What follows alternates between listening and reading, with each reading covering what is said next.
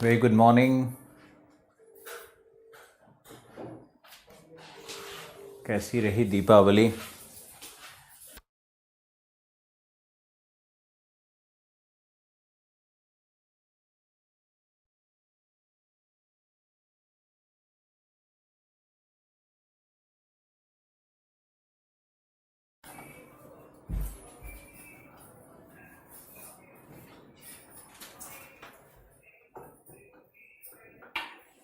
सुबोध, संजय, अच्युत, इमरान, महिमा, उपेंद्र, सुभाष, सुरेंद्रपाल, शिवा, नसरीन, प्रशांत, रमेश, आदित्य, अनुज, डैनियल, अंजलि, राहुल, सनी, कृष्णा, कौशल, अनुराग, प्रेम, श्वेता, भवानी, दीक्षा, अक्षय यादव, दीपक, स्वयंभू, नितेश, अनिरुद्ध, छोटे, ऋषि, ऋतुराज, सुबोध, कपिल, दीपक, हरिओम, कृप्ति, संदीप, स्वयंभू, भवानी शंकर, रुपेश, उमेंद्र, सारे लोग ऑल ऑफ यू।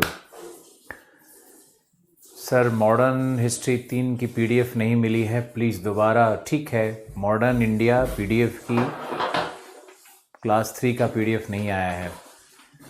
जो कैरियर व्हील का ऐप है ना, उसका सर्वर चेंज किया गया है और उसमें कुछ पिछले 15 दिनों में थोड़ा डिस्टरबेंस रहा है। इस बात की अफसोस है मुझे और थोड़ा तकलीफ़ आपको हुआ होगा, लेकिन उससे कोई आपका नुकसान नहीं है और उसको लेकर के बहुत चिंतित होने का विषय नहीं है।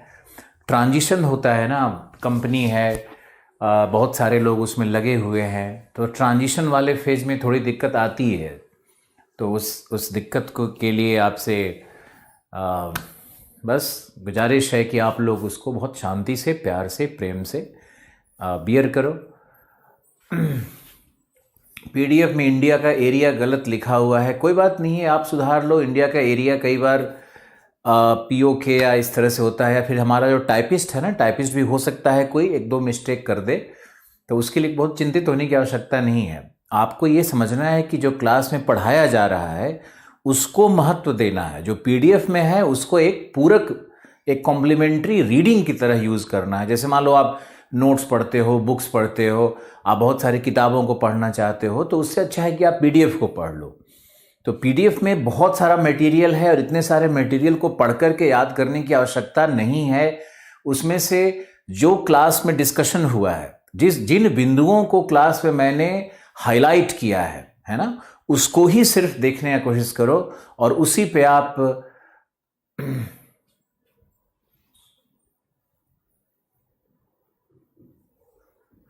धर्मेंद्र सर ने बताया, धर्मेंद्र सर ने क्या बताया पहला क्लास से?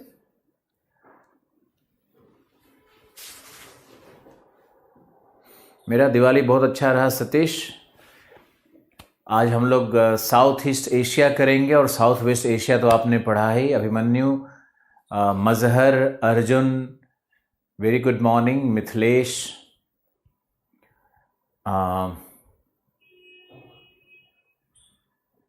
संजय, आपको देख के मुझे भी एनर्जी और ताकत मिल लगती है। दीपक, आर्या, मेरी बहुत याद आ रही थी। दिवाली पे मैंने अपने YouTube चैनल पे, दिवाली के एक दिन बाद मैंने अपने YouTube चैनल पे एक जो आलोक रंजन IAS के नाम से है, तो उस पे मैंने एक छोटा सा, मैंने एक फूड बनाया, एक खाना बनाया, एक कुछ ऐसा डिश बनाया, उसको मैंने दिया है। तो दिवाली मेरी कैसे कटी उसके विषय में आपको पता है। Bobby, thank you. आ रहा है स्वयंभू, आपका बिल्कुल आ रहा है। मयंक आ रहा है। करंट में शरद जी की भी क्लास होगी, एक बार जरूर क्लास होगी। Aditya, thank you. सपना, बिरयानी वेजिटेबल्स तो फूड भी एक क्रिएटिविटी है ना। फूड को आजकल लोग खाना बनाने में बड़ा दुखी होते हैं, लेकिन मेरा ये मानना नहीं है। जब आप खाना अच्छा खाना चाहते हो तो कुकिंग भी आपको। थैंक यू दीपक। ज्ञान, good morning, looking handsome, thank you. आंसू आ जाते हैं, क्यों आंसू आ जाते हैं? रमेश, आपका प्रश्न क्या था? मैंने देखा नहीं, आप एक बार दोबारा लिखो। मेरे साथ आदित्य, आप जब दिल्ली आओगे कभी तो आप कांटेक्ट करने की कोशिश करना। हमारा फ़ोन बहुत बिजी रहता है, तो आप एसएमएस के माध्यम का उपयोग किया करो। आसिफ, बिल्कुल हो सकता है कांटेक्ट। रुपेश, प्रतिमा, दीपक, शिवा, हेमंत, दिवाली बहुत अच्छी रही और आप लोग सब आज वापस आ गए मेरे पास और हम लोग फिर से जुड़ रहे हैं। ये एक अद्भुत संयोग है। पिछले, thank you Mithilesh, thank you Radhika, आनंद मुझे भी आता है।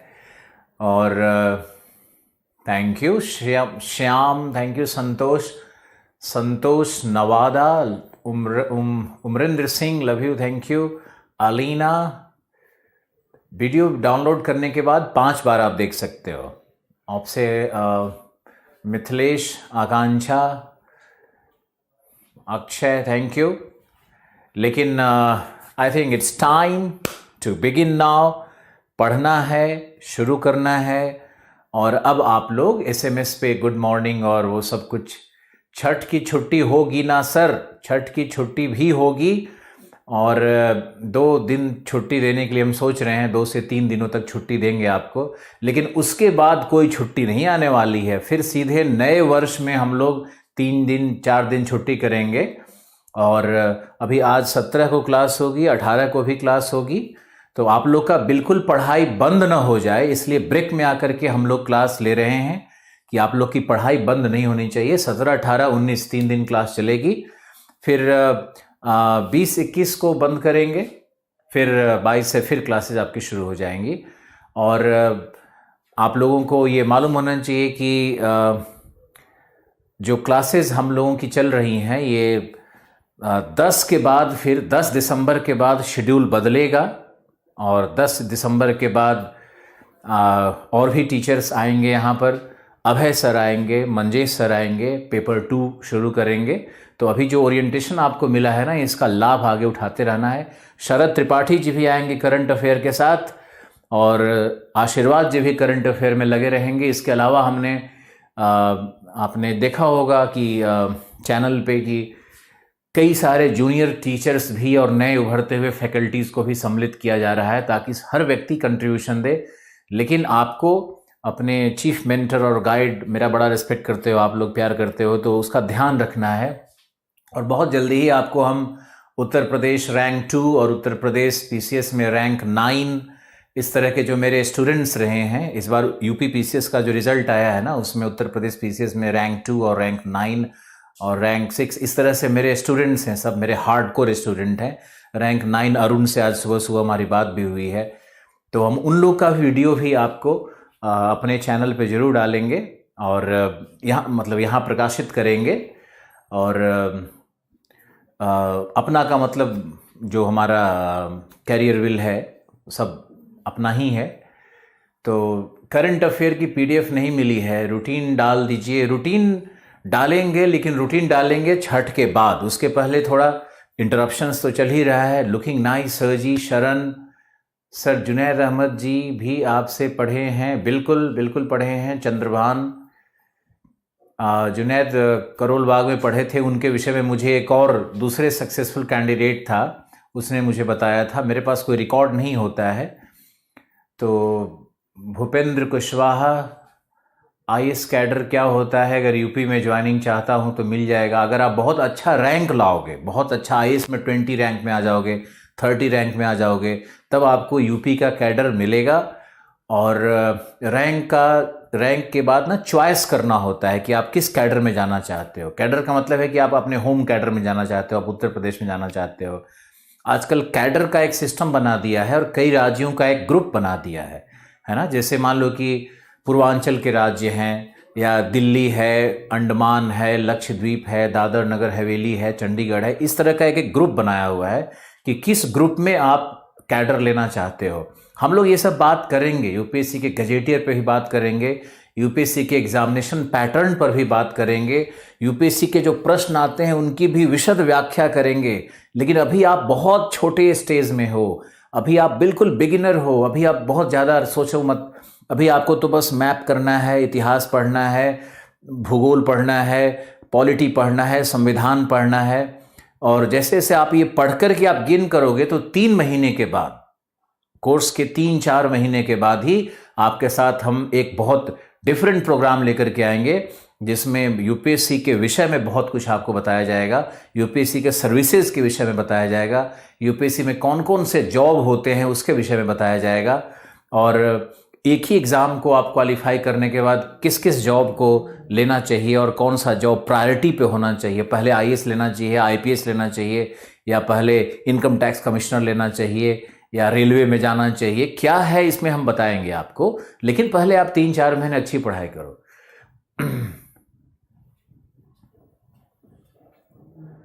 पॉलिटी के ऑल सब्जेक्ट्स नहीं पढ़ाए जा रहे हैं, बिल्कुल पढ़ाए जा रहे हैं।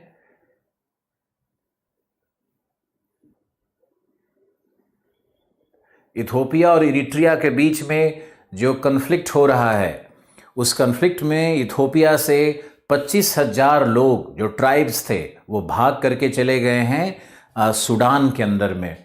तो ये जो कन्फ्लिक्ट चल रहा है, ये वहाँ पे मैंने पहले ही आपको कहा था कि उसको कहते हैं बाल्कन ऑफ अफ्रीका।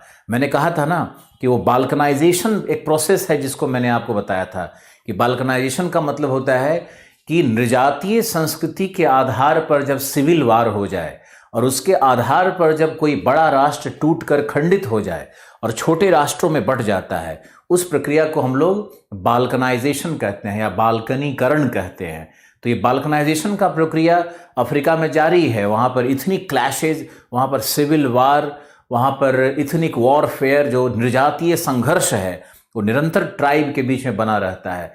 और हम लोग बहुत बड़ी बेवकूफ़ी करते हैं जब अपने आप को क्लासिफाई करते हैं कि मेरी ये नृजातीयता है। भाषा के आधार पर लड़ जाना एक दूसरे से, शरीर के रंग के आधार पर एक दूसरे से घृणा करना, या जातीय आधार पर घृणा करना, अपने आप को कोई ऊंचा समझना, किसी को छोटा समझना, कोई छोटा है तो वो अपने आप को अब ऊंचा समझ रहा है। तो ये सब जो चल रहा है ना, धर्म के आधार पर इंसान को बांटना है, ये सारे महापाप हैं। और इसी महापाप से इंसानों ने पता नहीं कितने करोड़ों लोगों का खून बहाया है, और ये खूनी हिंसा का दौर आज भी इस आधुनिक युग में जारी है। ये बहुत ही दुखद है। तो अफ्रीका का जो बाल्कन स्टेट है, ये बहुत ही मतलब क्या बताऊं मैं इसको, कि ये बाल्कन स्टेट्स वहाँ पे हैं, यहाँ पे बहुत खूनी हिंसा होते रहती है। और जो रिफ्यूजीज़ का इशू बनता है, जो प्रवासी भारतीयों का इशू बनता है, ये भी बहुत एक अलग प्रकार का, प्रवासी भारतीय नहीं, प्रवासी लोगों का जो इश्यूज बनता है बहुत। जनजाति और नृजाति में क्या अंतर है? जनजाति का मतलब होता है ट्राइब, जैसे जैसे जैसे बिरसा मुंडा, तो मुंडा एक ट्राइब है, संथाल एक ट्राइब है। लेकिन नृजातीय का मतलब है कि कोई एक विशेष संस्कृति का ग्रुप हो, उसमें कोई भी हो सकता है, उसमें कई लोग हो सकते हैं, नृजातीय हो सकते हैं। जैसे जरथुष्ट धर्म को मानने वाले, या इस्लाम को मानने वाले, या हिंदू को मानने वाले, तो ये नृजातीयता होती है, जो कि धर्म के आधार पर हो सकती है, जो कि भाषा के आधार पर हो सकती है, जो कि रंग के आधार पर हो सकती है। तो नृजातीयता की परिभाषा ये होती है कि किसी भी एक आधार पर एक जो मानव समूह बनता है, वह मानव समूह अपने आप को एक मान ले, एकत्व उसका हो जाता है, और दूसरे से वो अपना पृथकत्व देखता है। मैंने सरल भाषा में इसको एक्सप्लेन किया है, और जब लिखवाएंगे तो अलग भाषा का प्रयोग किया जाएगा। जैसे मान लो कि हम लोग कहते हैं नृजातीयता, तो नृजातीय का मतलब ये होता है कि भाषाई नृजातीयता, जो लोग तेलुगु बोलते हैं, अब तेलुगु में कई जातियां हैं, लेकिन वो नृजातीयता उसकी एक है, क्योंकि भाषा के रूप में वो एक रूप में है। तो तेलुगु एक नृजातीयता को जन्म दे रहा है। तो भाषा भी नृजातीयता को जन्म देती है, धर्म भी नृजातीयता को जन्म देती है, रंग भी नृजातीयता को जन्म देती है। नृजातीयता में एक मानव समूह बनता है जिसका एक कोई कॉमन आधार होगा। देख रहे हैं रिंकल, आपका भी देख रहे हैं कमेंट, प्रियंका आपका भी देख रहे हैं। ओके, भवानी शंकर मिलेंगे आपसे, रमेश।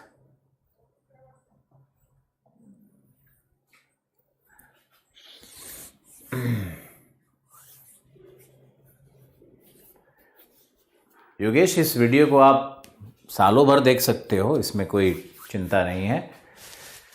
चलो अब हम लोग शुरू करते हैं अपना। एनसीईआरटी नहीं मिल रही, एनसीईआरटी के डाउनलोड करने का प्रोविज़न हम डलवाते हैं अपने वेबसाइट्स पे, करियरविल पे भी डलवाते हैं, अपने वेबसाइट पे भी डलवाते हैं। ओके उमेंद्र,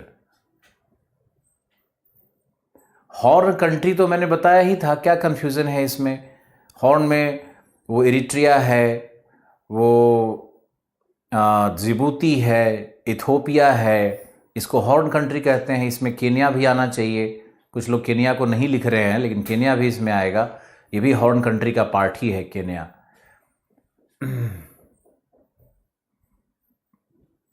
आप धूम मूवी के ऋतिक रोशन लग रहे हैं, ये क्या मस्ती कर रहे हो मेरे साथ। जैसे पिंडारी ग्रुप भी नृजातीय है, बिल्कुल सही। इज़राइल के बारे में क्या कंफ्यूजन है। इज़राइल का जो मैंने बताया था, इज़राइल का जो उत्तरी भाग है, वो जो सीरिया से जो लगा हुआ भाग है, वो गोलान हाइट्स है।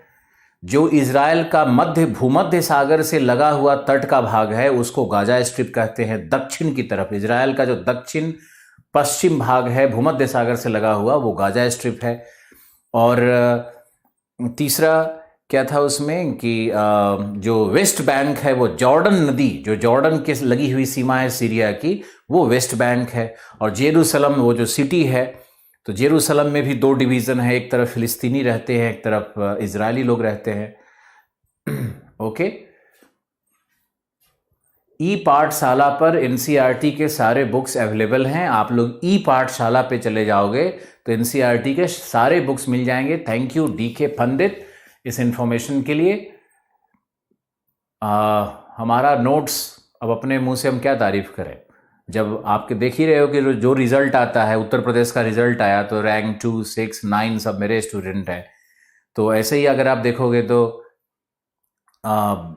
हरियाणा पीसीएस में रैंक 1 ही मेरा था। एमपी पीसीएस में जाओगे तो वहाँ रैंक 2 शर्मा, रुचि शर्मा भी हमारी ही स्टूडेंट है। तो आप रिजल्ट क्यों पूछते हो हमारे, रिजल्ट ही तो, रिजल्ट से ही तो हम बने हैं। खैर कोई बात नहीं है। आप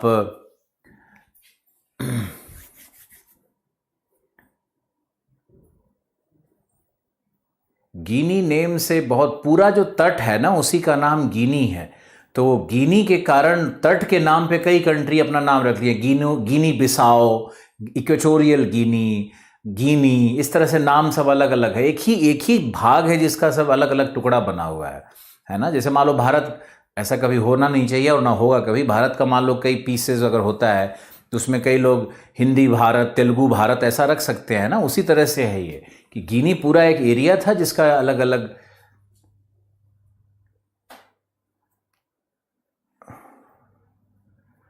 विश्व एशिया के भू राजनीति में भारत का क्या योगदान होगा, ये आपको आईआर वाले टीचर बताएंगे। ये हमारा डोमेन नहीं है, लेकिन हम भी बताएंगे एक समय के बाद। भारत की तो बहुत बड़ी भूमिका होने वाली है। भारत सबसे बड़ा तेल का मार्केट बन चुका है, और एनर्जी क्राइसिस जिस तरह से भारत में है, तो वेस्ट एशिया का जो तेल है ना, वो भारत की तरफ ही डाइवर्ट होने वाला है आगे, क्योंकि अमेरिका के पास बहुत तेल है, और जो वेनेजुएला है और कनाडा है, ये लोग शेल गैस में और शेल ऑयल में प्रोडक्शन शुरू करने वाले हैं। तो आने वाले टाइम में कोयला और पेट्रोलियम का कोई वैल्यू नहीं रहने वाला है। ये एक सिचुएशन आएगा, आज के लगभग 2055 में ये सिचुएशन आने वाला है कि जब कोयला एज ए एनर्जी रिसोर्स और petroleum as a energy resource, इसकी बहुत महत्ता नहीं रह जाएगी। ओके। ऑल सब्जेक्ट का कोई छोटे यादव क्लास नहीं होता है, वो सब ऐसे ही क्लास चलते रहेगा। आप 9 महीने तक हमारे साथ बस जुड़े रहो। इजराइल को देश नहीं मानते हैं, अब सब लोग मानते हैं, कुछ देश नहीं मानते हैं, तो उनका अपना प्रेजुडिस है। इजराइल की कहानी मैंने आपको बिल्कुल सुनाई थी, आपको याद होगा, मोजेस वाली, मूसा वाली कहानी। हिंदी माध्यम में क्यों नहीं अच्छा रिजल्ट आ सकता है। हमारे जो टीचर्स हैं, ये सारे टीचर पहले बिखरे हुए थे, सब अलग अलग जगह पे अलग अलग पढ़ा रहे थे। अब ये सारे टीचर्स एक साथ जुड़े हुए हैं, तो आप बताओ इसमें कोई भी एक वीक लिंक नहीं है, सारे टीचर उतने ही पावरफुल हैं। अब ये बेस्ट आपको मिल रहा है। अब बेस्ट मिल रहा है तो आप साथ में बेस्ट मेहनत भी तो करो।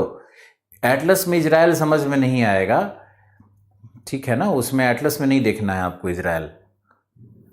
अरे पॉलिटी इकोनॉमी का क्लास होगा ना, लेकिन समय के साथ होगा। एक ही साथ कैसे क्लास हो जाए, क्या एक साथ 5 क्लास शुरू करवा दें? ओके। एनसीईआरटी के लिए मैंने आपको बता दिया, मैं लाऊंगा first rank, Kishan Kumar. Okay, under graduate first है।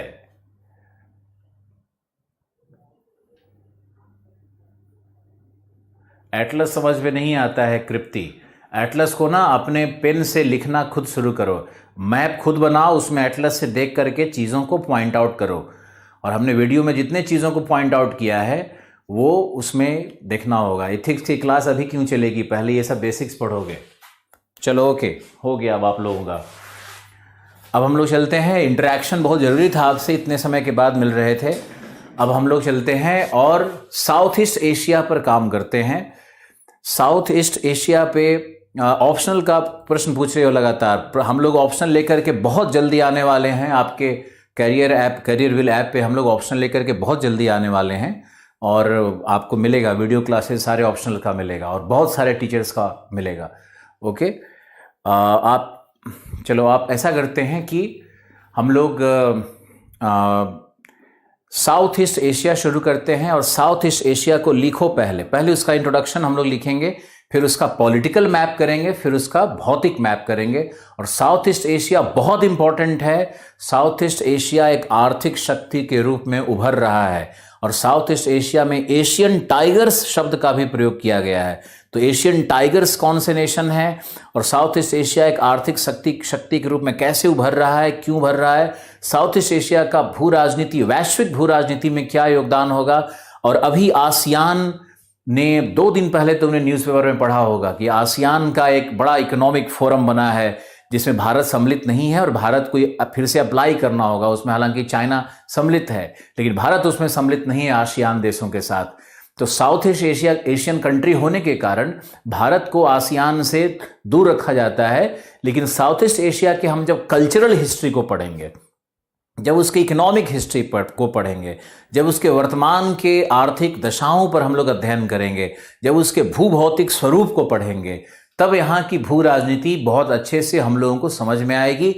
आपको साउथ ईस्ट एशिया के इतिहास में भी लेकर के चलेंगे। फ्रेंच लोगों ने, डच लोगों ने और इंग्लिश लोगों ने कैसे इसको कैप्चर किया और यहाँ पर कैसे रोपण कृषि और उत्खनन को इंट्रोड्यूस किया, कैसे यहाँ पर अलग अलग धर्मों के लोग आए और यहाँ का पहले कौन सा धर्म था, क्या ये हिंदू धर्म का लैंड था, क्या ये हिंदू और सनातन धर्म का ये पूरा क्षेत्र था, जो आज लगभग वहाँ एक मिश्रित संस्कृति और मिश्रित धर्मावलंबी वहाँ उत्पन्न हो गए हैं।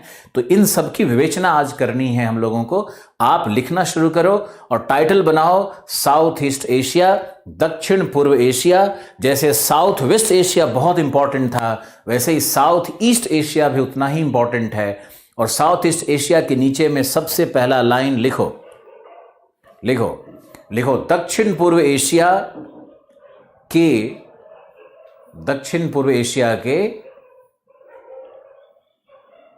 2 प्रमुख भाग हैं। ये दक्षिण पूर्व एशिया का 2 प्रमुख भाग है। सबसे पहला भाग होगा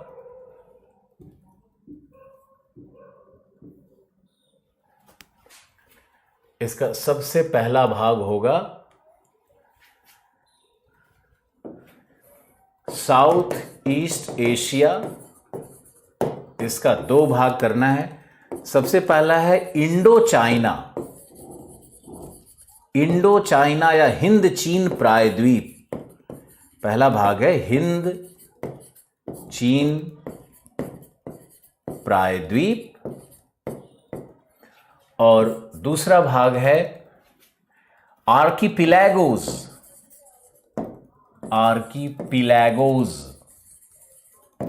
आर्किपिलैगोस का मतलब होता है द्वीप समूह। आर्किपिलैगोस शब्द को हिंदी में भी लिख करके पढ़ना होगा आपको। तो हमने आपको बताया कि साउथ ईस्ट एशिया के 2 भाग हैं।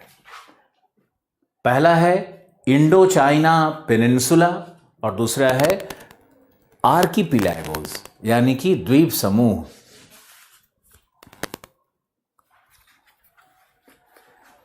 अब हम लोग यहां पे देखते हैं कि साउथ ईस्ट एशिया में कुल कितने देश होंगे। तो इन दोनों को अगर हम लोग मिलाकर के देखेंगे तो 15 देश होंगे। ये गणना का विषय होगा, इसको आप खुद भी काउंट कर सकते हो। और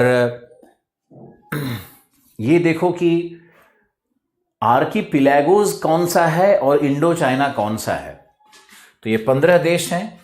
अब इसमें चलते हैं और देखते हैं आपका जो मैसेज आता है उससे हम बहुत डिस्टर्ब होते रहते हैं। अब कोई मैसेज नहीं करेगा। इंडो चाइना में अंदर आओ, और इसमें देखो इसका भी मैंने दो भाग किया है। पहला है फ्रेंच इंडो चाइना और दूसरा है British Indo China. Indo China का भी दो भाग किया गया, पहला है फ्रेंच इंडो चाइना और दूसरा है ब्रिटिश इंडो चाइना।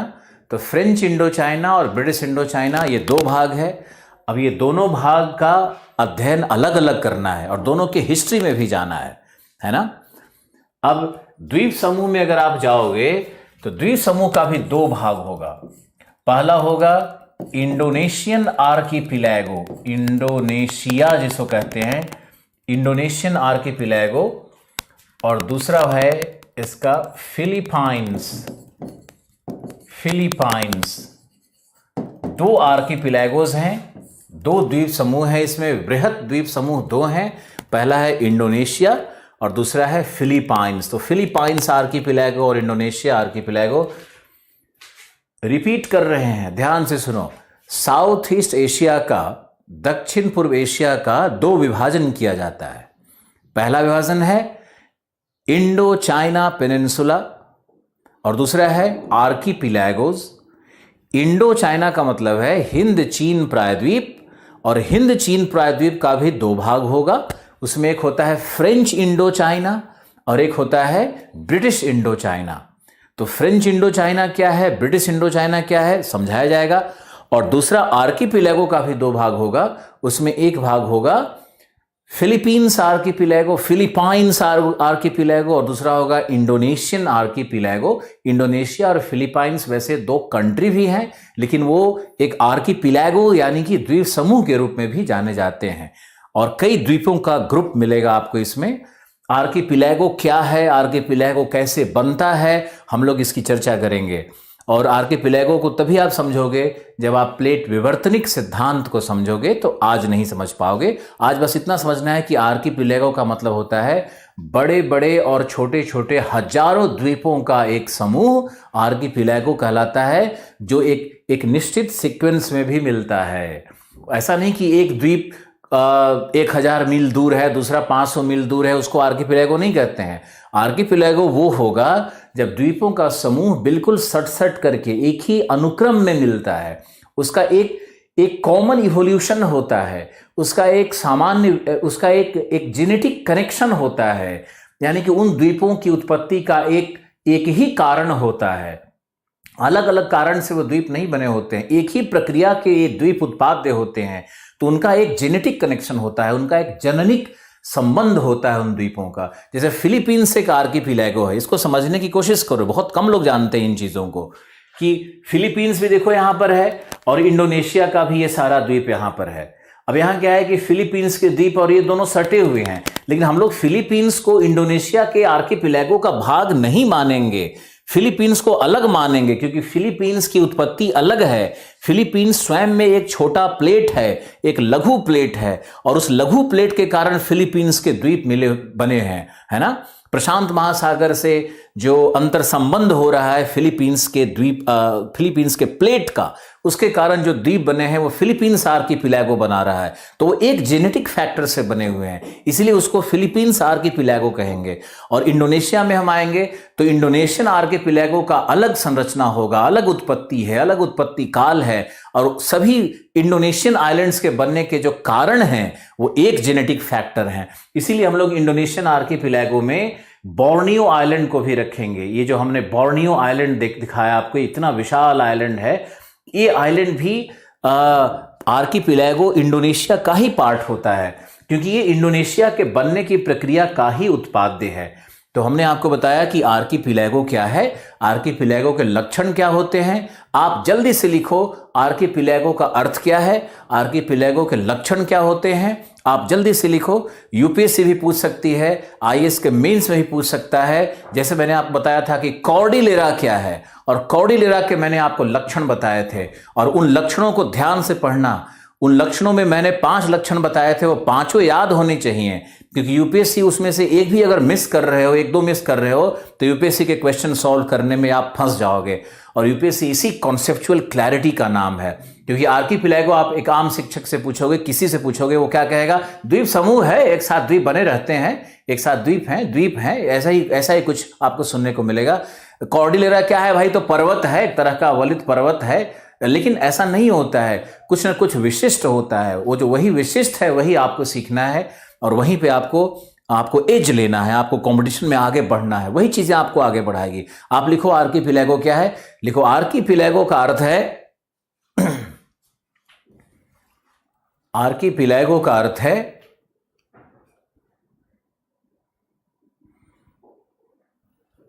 वृहत एवं लघु द्वीपों का, वृहत एवं लघु द्वीपों का सन्निकट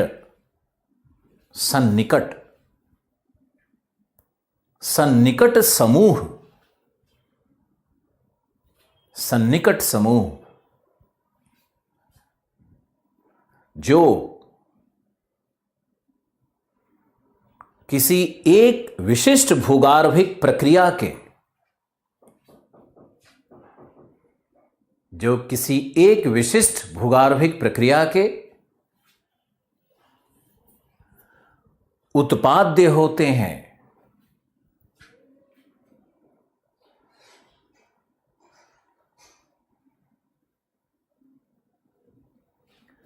एक विशिष्ट भूगर्भिक प्रक्रिया के उत्पाद्य होते हैं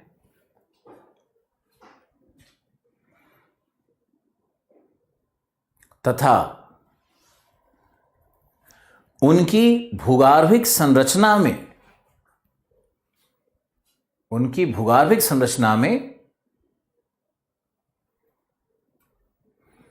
जननिक समानता होती है। जननिक समानता होती है, एक जेनेटिक सिमिलैरिटी होती है, जेनेटिक सिमिलैरिटी होती है, जननिक समानता होती है। जैसे मान लो मैं हूं, मेरा भाई है, तो हम दोनों में जेनेटिक सिमिलैरिटी है। तुम हो, तुम्हारे भाई बहन हैं, तो जेनेटिक सिमिलैरिटी है। इसी तरह का जो जननिक समानता होगा वो बहुत आवश्यक है आर्कीपिलागो में। सन्निकटता बहुत आवश्यक है। फिर लिखो, यह एक भू राजनीतिक शब्दावली है। यह एक भू राजनीतिक शब्दावली भी है। यह एक भू राजनीतिक शब्दावली भी है जो किसी राष्ट्र से हटकर, आर्कीपिलागो कोई राष्ट्र नहीं होता है। आर्कीपिलागो में कई राष्ट्र हो सकते हैं। जैसे पेनिनसुला है तो पेनिनसुला में कई राष्ट्र हो सकते हैं, प्रायद्वीप में कई राष्ट्र हो सकते हैं, महादेश है, महादेश में कई राष्ट्र हो सकते हैं, और महादेश में एक ही राष्ट्र हो सकता है। जैसे ऑस्ट्रेलिया, वैसे आर्कीपिलागो में एक ही राष्ट्र हो सकता है, लेकिन यह भी हो सकता है कि आर्कीपिलागो में कई राष्ट्र हों। तो यह एक भू राजनीतिक शब्दावली भी है जिसमें कई राष्ट्र होते हैं, परंतु भौगोलिक समानता के कारण, भौगोलिक दशाएं इनको जोड़ती हैं। भौगोलिक समानता के कारण ये राष्ट्र या द्वीपों का समूह एक आर्थिक, सामरिक या भू राजनीतिक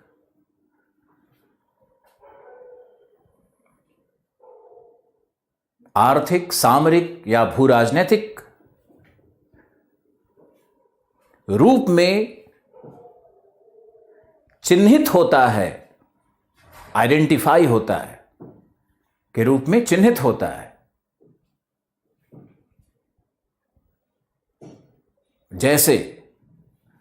जैसे कैरेबियंस है ना, वेस्ट इंडीज जिसको आप कहते हो। वेस्ट इंडीज कोई देश है क्या? कैरेबियन कोई देश है क्या? नहीं है ना। जैसे कैरेबियंस में कई देश हैं, लेकिन उसकी अपनी एक भू राजनीतिक परिचय है जब आप वेस्ट इंडीज कहते हो। वैसे ही ईस्ट इंडीज जो इंडोनेशिया और कई द्वीप समूह जुड़े हुए हैं उससे, उसको हम लोग ईस्ट इंडीज कहते हैं। तो ईस्ट इंडीज भी इसका एक उदाहरण है। और इंडोनेशियन आर्कीपिलागो में कई अलग राष्ट्र भी हैं, जैसे मान लो कि बोर्नियो है, बोर्नियो ये द्वीप है, तो बोर्नियो में आप जाओगे तो यहां पर ब्रुनेई एक छोटा सा राष्ट्र है, और बाकी जो पूरा भाग है ये तो मलेशिया का है। ये नीचे का भाग है जो कालीमंतन कहलाता है, ये कालीमंतन का भाग होगा, इंडोनेशिया का होगा। तो एक ही द्वीप है, उसमें कई राष्ट्र है ना, इसको हम और डिटेल बताएंगे। एक ही द्वीप है, उसमें कई राष्ट्र हैं। तो ऐसा नहीं है कि इंडोनेशिया का जो द्वीप समूह है उसमें सिर्फ एक ही राष्ट्र होगा, बिल्कुल नहीं। इंडोनेशिया के द्वीप समूह में अब यहां ईस्ट तिमोर है, तो ये अलग देश है। ईस्ट तिमोर बिल्कुल अलग कंट्री है। यहां पे है ये जो ईस्ट तिमोर के कैपिटल डिली है, ये भी नया नया इंडिपेंडेंस हुआ है। यहां पर ईस्ट तिमोर एक नया देश बन चुका है। यहां देखो रेड कलर से इसको दिखा रहा है।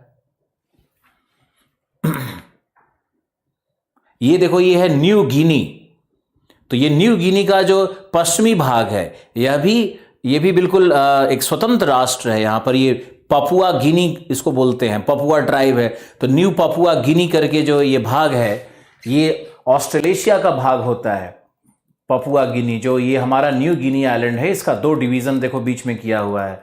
तो ये जो भाग है ये तो इंडोनेशिया का, जो पश्चिमी भाग है इंडोनेशिया का हो गया। लेकिन जो पूर्वी भाग है न्यू पपुआ गिनी, ये एक स्वतंत्र राष्ट्र है और ये ऑस्ट्रेलेशियन कॉन्टिनेंट के अंतर्गत आता है ना। तो इस तरह से आपको ये समझना है कि आर्कीपिलागो कोई एक देश नहीं होता है, द्वीप समूह होता है, और द्वीप समूह में कई देश भी हो सकते हैं और एक देश भी हो सकता है। जैसे मान लो हम लोग फिलीपींस का उदाहरण अगर लेंगे, तो फिलीपींस में एक ही देश होगा, है ना। फिलीपींस जो आइलैंड है ग्रुप का, उसमें एक ही देश है, इसमें कोई और दूसरा देश नहीं है। चलो अब हम लोग देखते हैं कि इंडो चाइना क्या है और इंडो चाइना में कौन कौन से राष्ट्र आते हैं, इसका एक लिस्ट बनाना है। आप लिखो इंडो चाइना क्या है, हिंद चीन क्या है। इंडो चाइना क्या है, हिंद चीन क्या है। लक्षद्वीप भी एक आर्कीपिलागो है, बिल्कुल सही। पिक्सेल में 240 करने के लिए कई लोग रिक्वेस्ट करते हैं, तो मैं इस बात को आगे टेक्नोलॉजी टीम को फॉरवर्ड करता हूं, देखता हूं क्या हो सकता है। लक्षद्वीप को एक आर्कीपिलागो दिखा सकते हैं। लक्षद्वीप एक आर्कीपिलागो है, कैसे है ये हम लोग अरावली जब पढ़ेंगे ना, अरावली पर्वत है ना, तो अरावली की उत्पत्ति से ही लक्षद्वीप की उत्पत्ति का संबंध है। लक्षद्वीप को लोग मानते हैं कि है भी, लोग मानते भी हैं और सही भी है कि वह एक एटॉल है, यानी प्रवाल भित्ति से बना हुआ है। लेकिन प्रवाल भित्ति पानी में नहीं बनता है, उसके नीचे कोई न कोई द्वीप होना चाहिए, पहले से कोई द्वीप होगा, उसी पर प्रवाल बनेंगे ना। तो लक्षद्वीप का इतिहास हम आपको भारत के भूगोल में डिटेल से पढ़ाएंगे, अभी तो आपने शुरू ही किया है। आगे देखो, तो हम चलते हैं इंडो चाइना में कि इंडो चाइना है क्या। इंडो चाइना का 2 भाग मैंने बताया। इसको इंडो चाइना क्यों कहते हैं? पहला ये कि यहां पर इंडियन और चाइनीज दोनों संस्कृतियां यहां पर प्रभावी रहीं, और ये एक सांस्कृतिक मिश्रित संस्कृति का केंद्र रहा है। तो इंडो चाइना में 2 शब्द है, इंडो और चाइना। आप समझ सकते हो हिंद चीन, और हिंद चीन का क्या मतलब है कि इसमें हिंदुस्तान यानी इंडियंस और चाइनीज दोनों सिविलाइजेशन का मिश्रित रूप मिलता है, यानी यह वो संक्रमण क्षेत्र है जहां पर भारतीय सभ्यता और चीन की सभ्यता का संगम हुआ है। तो यहाँ की संस्कृति आपको बहुत अलग मिलेगी। यहाँ आपको बुद्धिज्म, हिंदुइज्म, ताओइज्म, एनिमिज्म, अब बाद में तो इस्लाम भी यहाँ पर आ गया। तो इस्लाम का जो कन्वर्जन का रेट था वो बहुत हाई है और पॉपुलेशन ग्रोथ रेट भी हाई है। तो यहाँ पे मुस्लिम पॉपुलेशन भी बड़ी आबादी में है और बड़ी आबादी में बढ़ भी रही है। तो यहाँ पर हम देखेंगे कि पूरी मिश्रित संस्कृति का ये पार्ट बन गया है इंडो चाइना। अब इंडो चाइना में आपको बहुत ध्यान से समझना है कि इंडो चाइना का डिवीजन क्या है। तो इसमें मैंने आपको बताया था ब्रिटिश इंडो चाइना और दूसरा बताया था फ्रेंच इंडो चाइना। तो ब्रिटिश इंडो चाइना में आएगा म्यांमार। ये म्यांमार जो है, यानी जिसका पहला नाम बर्मा था, जिसको आप बर्मा कहते थे, ये म्यांमार है ब्रिटिश इंडो चाइना। और लाओस, एक कंट्री हो गया लाओस, प्लस लगा देते हैं, plus Cambodia, Laos Cambodia, plus लगा देते हैं वियतनाम, प्लस वियतनाम।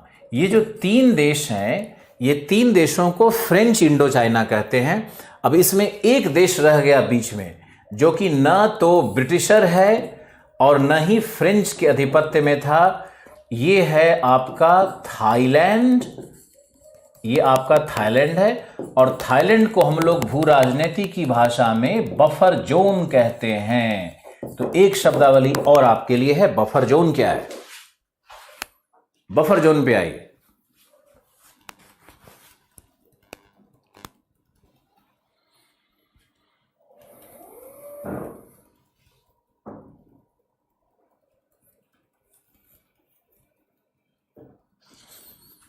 कुछ लोग 240 कहते हैं कि वीडियो क्वालिटी को ले आओ, कुछ लोग लिखते हैं कि अब 240 में बिल्कुल दिखेगा नहीं सर।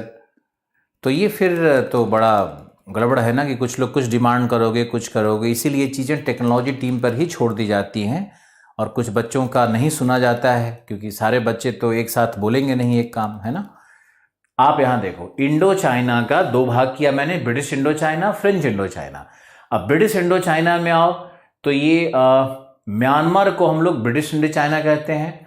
और फ्रेंच इंडो चाइना का मतलब है 3 कंट्रीज, यानी लाओस, कंबोडिया और वियतनाम। ये तीनों कंट्री मिला करके हम लोग कहेंगे फ्रेंच इंडो चाइना। अब देखो थाईलैंड, इसमें ये जो थाईलैंड यहाँ दिख रहा होगा तुम्हें, थाईलैंड का ये जो पार्ट है, ये जो हमारा एक बड़ा सा देश यहाँ दिख रहा है, एरिया में काफ़ी बड़ा है ये जो हमारा थाईलैंड है, इतना बड़ा है, ये नीचे तक काफ़ी है ये।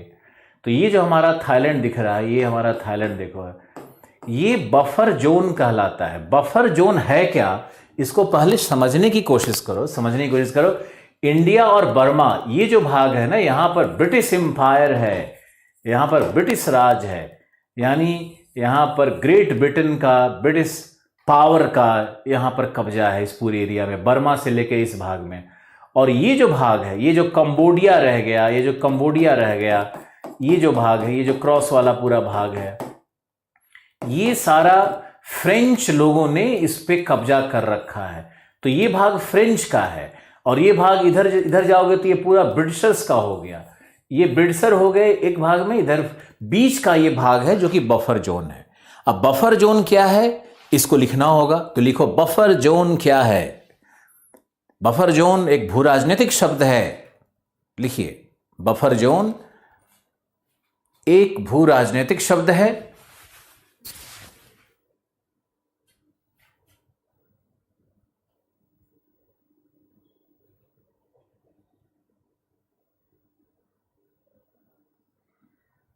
एक भू राजनीतिक शब्द है जिसका अर्थ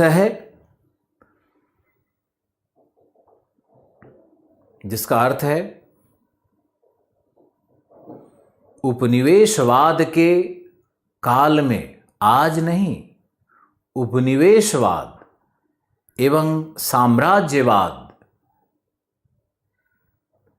के काल में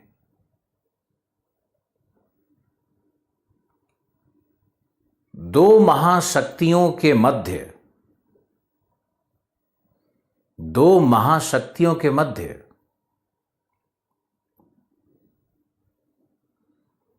अवस्थित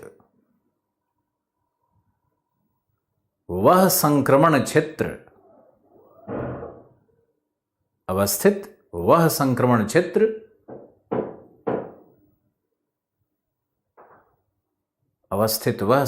क्षेत्र,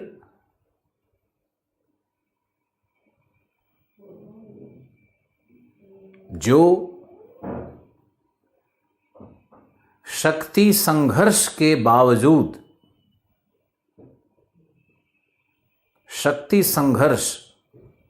पावर स्ट्रगल के बावजूद अजेय रहा। इनविंसिबल रहा, अजेय रहा। अर्थात कभी उपनिवेश के रूप में,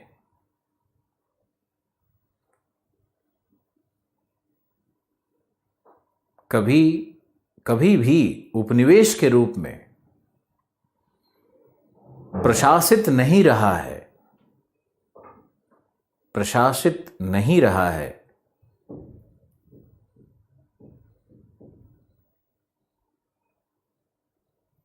वह बफर जोन होता है या बफर जोन कहलाता है।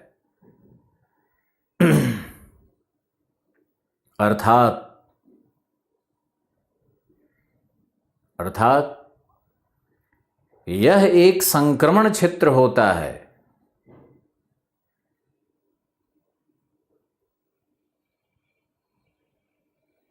जो दो साम्राज्यवादी शक्तियों को पृथक करती है,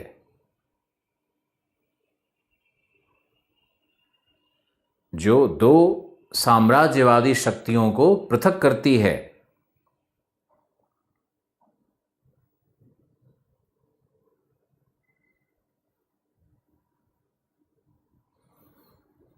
यह भूभौतिक रूप से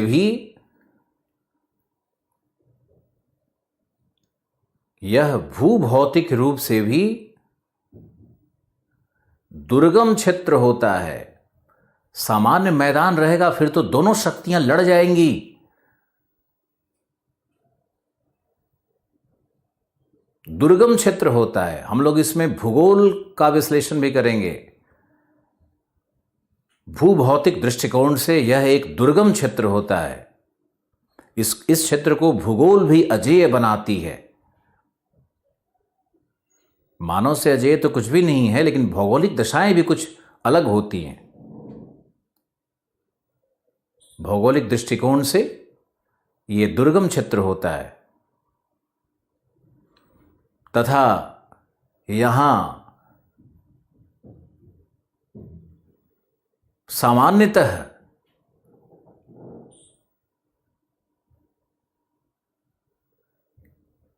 संसाधनों का एवं आर्थिक शक्तियों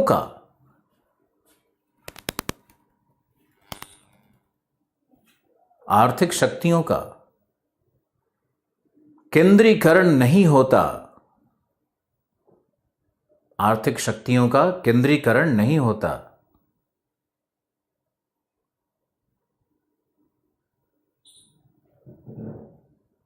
अगर यहां आर्थिक शक्तियां होंगी फिर तो दो महाशक्तियां संघर्ष जरूर करेंगी, लेकिन जब देखता है कि यहां पे कोई बड़ी आर्थिक शक्ति नहीं है, यहां पे कोई संसाधन विशेष नहीं है, दुर्गम क्षेत्र भी है, तो दो महाशक्तियां होती है, वो यहां पर युद्ध करने से या इस क्षेत्र को अपने कब्जे में लेने से थोड़ा मतलब अपना जो प्रॉफिट कॉस्ट बेनिफिट एनालिसिस है उसमें देखती हैं कि यहाँ पे इतना कोई बहुत लाभ नहीं होगा, तो ये क्षेत्र रह जाते हैं ऐसे ही। लिखो जैसे अफगानिस्तान एक बफर जोन है। ऐतिहासिक काल से अफगानिस्तान एक बफर जोन रहा, जहां ब्रिटेन का कभी कोई बहुत बड़ा इंटरेस्ट नहीं रहा और कोई ऐसा संसाधन नहीं है वहां पर। पहाड़ सूखे हुए, पर्वत सूखे हुए, कुछ नहीं है। सूखे मेवा और अफीम, इसके अलावा कुछ नहीं है अफगानिस्तान में। तो अफगानिस्तान में कभी ब्रिटिश पावर का इंटरेस्ट नहीं रहा। राजस्थान में ब्रिटिश पावर का इंटरेस्ट नहीं रहा। क्यों नहीं रहा राजस्थान में बताओ? जबकि उधर पूरे पाकिस्तान में उसका इंटरेस्ट रहा, लेकिन राजस्थान को छोड़ दिया था बिल्कुल। क्योंकि शेर साहब जीतने के बाद राजस्थान को क्या बोला था? एक मुट्ठी बाजरे के लिए मैं दिल्ली की सल्तनत हार जाता।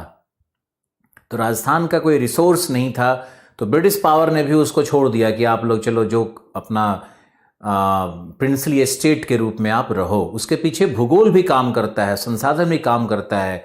आपको सिर्फ ऐतिहासिक और सांस्कृतिक दृष्टिकोण से नहीं देखना है, भूगोल के दृष्टिकोण से भी हर परिघटना को, इतिहास को देखने की कोशिश करना है। आपको एक महान भूगोल का स्टूडेंट बनना है।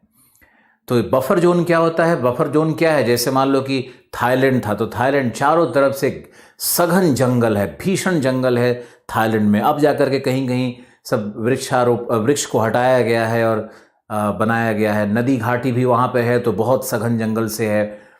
पहाड़ है, पठार है चारों तरफ इंडोनेशिया में। सी बीच का जो एरिया है वहीं पे थोड़ा बहुत है। तो ऐसा कोई नोन रिसोर्स भी नहीं था थाईलैंड के अंदर में जिसके लिए थाईलैंड को जीता जाए।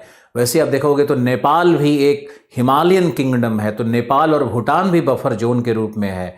तो नेपाल और भूटान में नेहरू जी ने भी कोई इंटरेस्ट नहीं दिखाया, क्योंकि नेपाल, भारत जब स्वतंत्र हुआ था तो नेपाल ने कहा था कि मैं भारत का एक स्टेट बनना चाहता हूं, लेकिन नेहरू जी ने कहा कि नहीं, आप एक स्वतंत्र राष्ट्र ही रहो।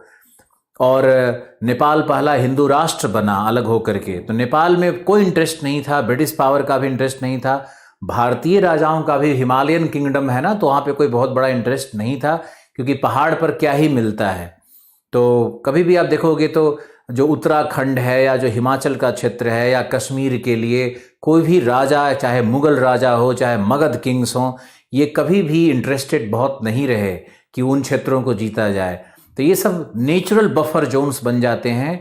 भौतिक प्रकृति भी बफर जोन का निर्माण करती है, और दो बड़े संस्कृतियों के बीच का जो क्षेत्र होता है उसको भी बफर जोन कहते हैं। दो भू राजनीतिक शक्तियों के बीच के क्षेत्र को भी बफर जोन कहते हैं। दो महाशक्तियों, उपनिवेशवादी शक्तियों के बीच का जो राज्य होता है उसको भी बफर जोन कहते हैं। तो बफर जोन का जो अर्थ है उसको सिर्फ एक सीमित शब्दावली के रूप में आपको नहीं देखना है, आपको बहुत अलग अलग दृष्टिकोण से देखना है कि बफर जोन क्या होता है। सांस्कृतिक बफर जोन भी होता है। दो महान संस्कृतियों के बीच में जो एक संक्रमित क्षेत्र होता है वो भी बफर जोन ही होगा, वो भी सांस्कृतिक कल्चरल बफर जोन कहलाता है। तो बफर जोन तो हम लोग पॉलिटिकल ज्योग्राफी में बहुत ही बड़े स्केल पे पढ़ाते हैं। आप लोगों के लिए बस इतना जानना बहुत ज़रूरी है कि नेपाल एक बफर जोन था, भूटान एक बफर जोन है। अब इंडिया और चाइना के बीच में नेहरू जी ने नेपाल और भूटान को एक बफर जोन बनाने की कोशिश की, हालांकि बहुत ही गलत हो गया, ये अच्छा नहीं हुआ। नेपाल और भूटान में जो वाटर रिसोर्स है, वह रिसोर्स जिसके लिए हो सकता है कि चौथा विश्व युद्ध भी हो, जो जल संसाधन है नेपाल और भूटान में, उसको नेहरू जी शायद समझ नहीं पाए। और चाइना से इतनी लंबी सीमा को लेकर के और उसके प्रोटेक्शन को लेकर के उनके अंदर में चिंता थी, तो उन्होंने सोचा कि आर्मी पे इतना कॉस्ट बढ़ेगा हमारा, तो उन्होंने नेपाल और भूटान को एक स्वतंत्र राष्ट्र के रूप में स्वीकृत कर लिया। और ये दोनों ही राष्ट्र अब बिल्कुल संप्रभु होते जा रहे हैं। और नेपाल ने जिस तरह से काला पानी वाले एपिसोड में, अभी जो काली नदी वाला जो एपिसोड है उस पर जो हुआ है, उसको देख करके तो एक तरह का भय ही लगता है कि नेपाल हो सकता है कि चाइना के हाथ में खेलने लगे। और हमारा जो निर्णय था कि नेपाल एक स्वतंत्र राष्ट्र हो, हमारे हित में है, वो हमारे अहित में भी हो सकता है। ड्रग ट्रैफिकिंग जो तुम देख रहे हो, या फिर जो फेक करेंसी का जो चलता है, इतना सारा कारोबार चलता है, या जो अफीम गांजा का कारोबार चलता है, जो इलीगल माइग्रेशन होता है, जो टेररिस्ट को घुसने का जो रास्ता है, वो सब कहीं ना कहीं नेपाल बन गया है। तो नेपाल का अगर भारत का अंग होता तो वहाँ की पुलिस, वहाँ की आर्मी सब हमारे नियंत्रण में होती, तो ये बेहतर पोजीशन होता। नेहरू जी का वो दूरदर्शिता शायद कहीं ना कहीं फेल ही कर रहा है। लद्दाख कभी भी बफर जोन नहीं हो सकता है। लद्दाख अब हमारे देश का अंग बन चुका है, लद्दाख हमारा अंग है, इसलिए कभी भी उसको बफर जोन नहीं कहेंगे। और लद्दाख को चाइना सोचता है कि तिब्बत का भाग है, तिब्बत का राज्य रहा वहाँ पर कभी, तो तिब्बत के होने के कारण, चूंकि तिब्बत चाइना का है तो लद्दाख भी उसी का हो जाएगा। चूंकि तिब्बत के राजाओं ने अरुणाचल प्रदेश पे कभी रूल किया था, तो अरुणाचल भी उन्हीं का हो जाना चाहिए। ये जो कुतर्क करता है चाइना, ये बहुत ही दुखद है। उस तर्क पे अगर हम लोग जाएंगे तो मगध के शासकों ने तो तिब्बत पे कब्जा किया, और तिब्बत तक हमारा सांस्कृतिक साम्राज्य था, तो तिब्बत तो भारत का अंग हो जाना चाहिए। तो ये सारे कुतर्क चाइना करते रहता है, उसकी पॉलिसी अपना अलग है। खैर, हम लोग बफर जोन में 2 लाइन और लिखेंगे, आप लिखो।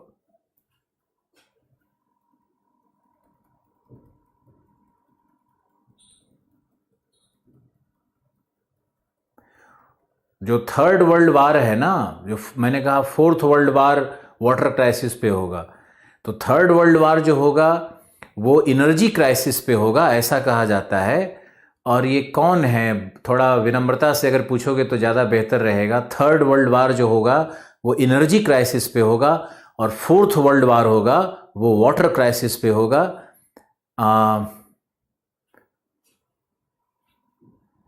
तो आप लोग थर्ड वर्ल्ड वार के बारे में अगर जानना चाहते हो तो किसी न किसी दिन हम एनर्जी क्राइसिस में आप पे बात करेंगे। Third world war energy crisis पे है, fourth world war water crisis पे है। तो आप लोग सीखने की कोशिश करो, न कि बेवजह उधर से कुछ डालने की।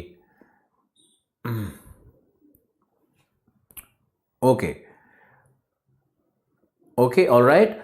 तो ये बफर जोन में आप लिखो कि 2 और चीजें लिखवानी है ना बफर जोन में, आप प्लीज लिखो। पहले लिखो बफर जोन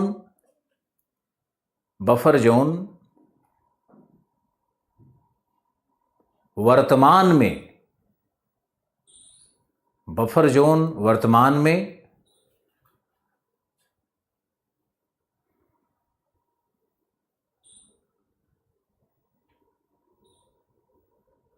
दो सांस्कृतिक केंद्रों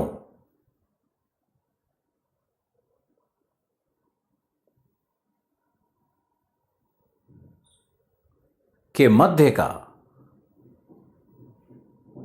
संक्रमण क्षेत्र भी होता है, के मध्य का संक्रमण क्षेत्र भी होता है।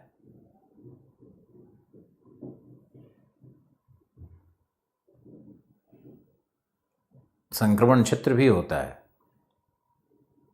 जैसे कुछ स्टूडेंट अपने अल्प ज्ञान से बहस के मूड में होते हैं, ये बहुत दुखद रहता है, सीखने की कोशिश करो।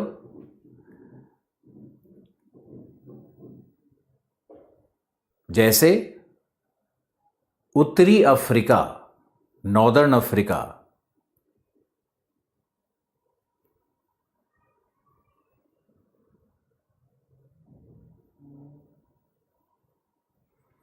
जैसे सिक्किम भारत का अंग है, तो सिक्किम अब बफर जोन में नहीं होगा कपिल, सिक्किम अब बफर जोन नहीं है, नेपाल भूटान ही बफर जोन है।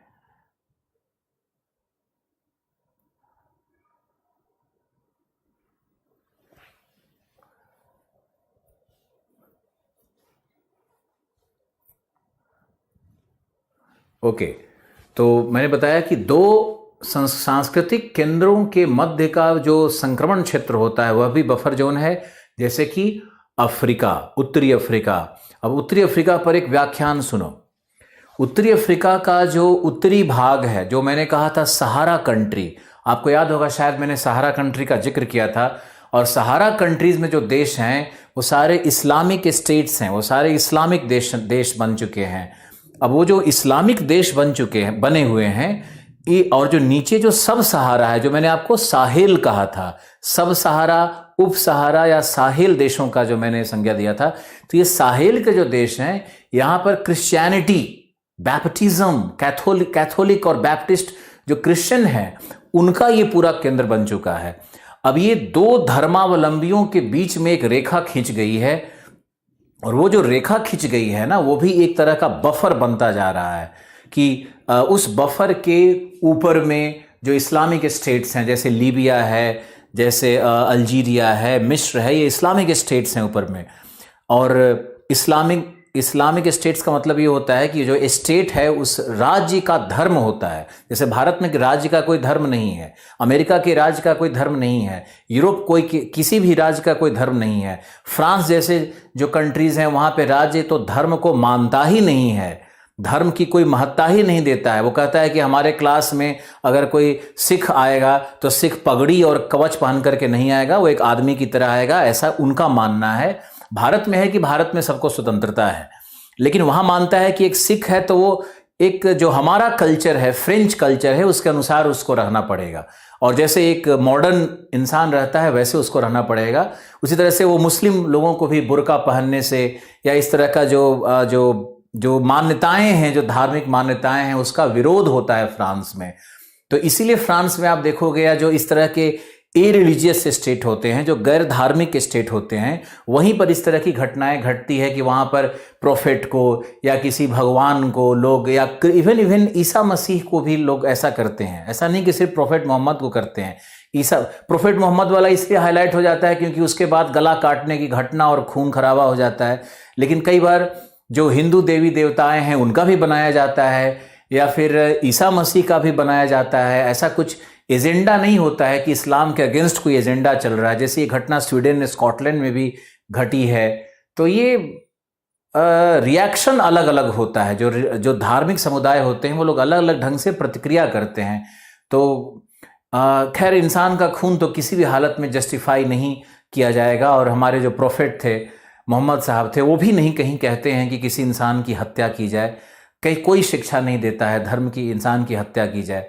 भले ही वो कुछ भी गलती कर रहा हो तभी उसके लिए दिल से माफ़ करने की ही बात हर धर्म ग्रंथ में कही गई है, लेकिन खूनी हत्या का कहीं नहीं कहा गया है।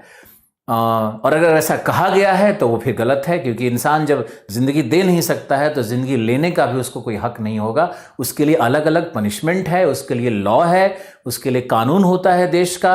अगर आपको उस देश का कानून नहीं अच्छा लग रहा है तो आप देश छोड़ करके दूसरे देश में जा सकते हो, ऐसा भी प्रावधान बना हुआ है। फ्रांस में ऐसा प्रावधान बना हुआ है।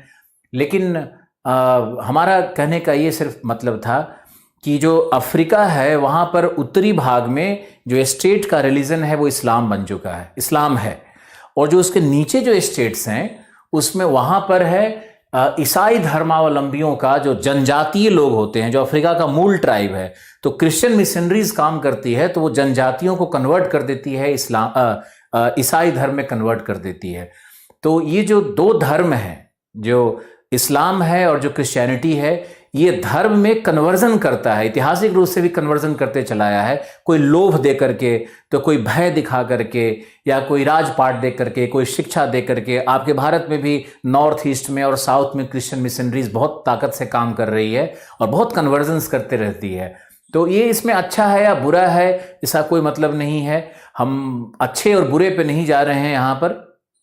हमारी गीता, हमारा जो धर्म ग्रंथ है वो तो कहता है कि हर धर्म अपने को मोक्ष की ओर ले जाएगा। चाहे आप इस्लाम धर्म के फॉलोअर हो, चाहे आप क्रिश्चियनिटी के फॉलोअर हो, चाहे आप बुद्धिस्ट हो, चाहे आप जैन हो, चाहे आप कोई भी हो, सिख हो, तो आप सब मोक्ष पे जाओगे। अपने अपने धर्म का पालन करो, ये हमारा धर्म कहता है।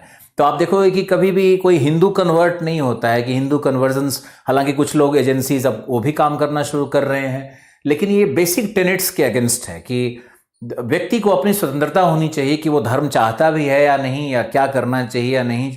लेकिन ये जो खूनी संघर्ष है ना, ये उत्तरी अफ्रीका में बहुत भीषण सामने आ रहा है, और वहां पर एक बफर जोन बन गया है, सांस्कृतिक बफर जोन बन गया है। और नॉर्थ सहारा और उसके नीचे जो साहेल स्टेट्स हैं, वो साहेल पूरा का पूरा बफर जोन है। जैसे सूडान में जाओगे तो बफर जोन है वो, चाड रिपब्लिक में जाओगे बफर जोन है वो। तो सब सहारा और साहेल बन गया है। और नीचे आओगे गिनी कंट्रीज और जो कॉन्गो का प्रदेश है, ये सारा का सारा क्रिश्चियनिटी में कन्वर्जन हो चुका है। ये लोग पहले ट्राइब थे, एनिमिस्टिक थे, अलग अलग मान्यताओं को रखते थे, ये सब अब एक क्रिश्चियन बन चुके हैं। तो ये जो नॉर्थ अफ्रीका का जो ऊपरी भाग है और नीचे जो मध्य अफ्रीका का भाग है, इसके बीच में जो बफर जोन है, जहां पर कहीं ना कहीं धार्मिक संघर्ष का एक दशा बनता है और बहुत खूनी हिंसा का एक बनता है। तो वो आपने सुना होगा, नाइजीरिया में वो एक है बोको हराम। तो बोको हराम भी एक इस्लामिक संगठन है जो कि छोटे छोटे बच्चों तक को हत्या करने में और महिलाओं की हत्या करने में भी कई बार उसने इस तरह का कांड किया हुआ है। तो ये कभी भी जायज़ तो नहीं ठहराया जा सकता है। कोई भी हिंसा जायज़ कभी नहीं ठहराना है आपको, कभी उसके समर्थन में नहीं जाना है आपको, ध्यान रखना है इन चीज़ों का। हमने आपको बताया कि कल्चरल बफर जोन कहाँ बन रहा है, तो बन रहा है साहेल स्टेट्स में। और इसी पर हमने आपको एक और कॉन्सेप्ट बता ही देते हैं कि इसी पे एक कॉन्सेप्ट नया है जो कि बहुत चल रहा है, उसका नाम है clash of civilizations. Clash of civilizations एक नया भू राजनीतिक संकल्पना है, 1990s के दशक में आया था, जिसके बारे में बहुत बातें की जा रही है। तो ये क्लैश ऑफ सिविलाइजेशन, ये हार्टशॉर्न की यूपीएससी के सिलेबस के अनुसार पढ़ना बहुत जरूरी है आप लोगों को। तो ये क्लैश ऑफ सिविलाइजेशन हार्टशॉर्न की अपनी एक संकल्पना है। इस संकल्पना के अनुसार, ध्यान से सुनना, इस संकल्पना के अनुसार कुछ ऐसे रिलीजन होते हैं जो कि प्रोफेटिक रिलीजन होते हैं, जिसमें पैगंबर होते हैं। तो जो प्रोफेटिक रिलीजन होते हैं वो बहुत ही दृढ़, कठोर, और उसके धर्मावलंबी बड़े कठोर नियमों का पालन करते हैं और वो अपने स्क्रिप्चर से चलने की कोशिश करते हैं, अपने धर्म ग्रंथ से चलने की कोशिश करते हैं। तो ये जो प्रोफेटिक रिलीजन है ये अपना एक्सपेंशन, इसको कहते हैं यूनिवर्सलाइजिंग रिलीजन कहते हैं। ये सभी अन्य समुदायों को अपने में कन्वर्ट करने का कोशिश करते रहते हैं। जैसे क्रिश्चियनिटी है, इस्लाम है, तो ये अन्य धर्म के लोगों को, अन्य निर्जातीय लोगों को, अन्य जनजातीय लोगों को अपने में कन्वर्ट करना चाहते हैं और कन्वर्ट करने के लिए अलग अलग एजेंडा का पालन करते हैं।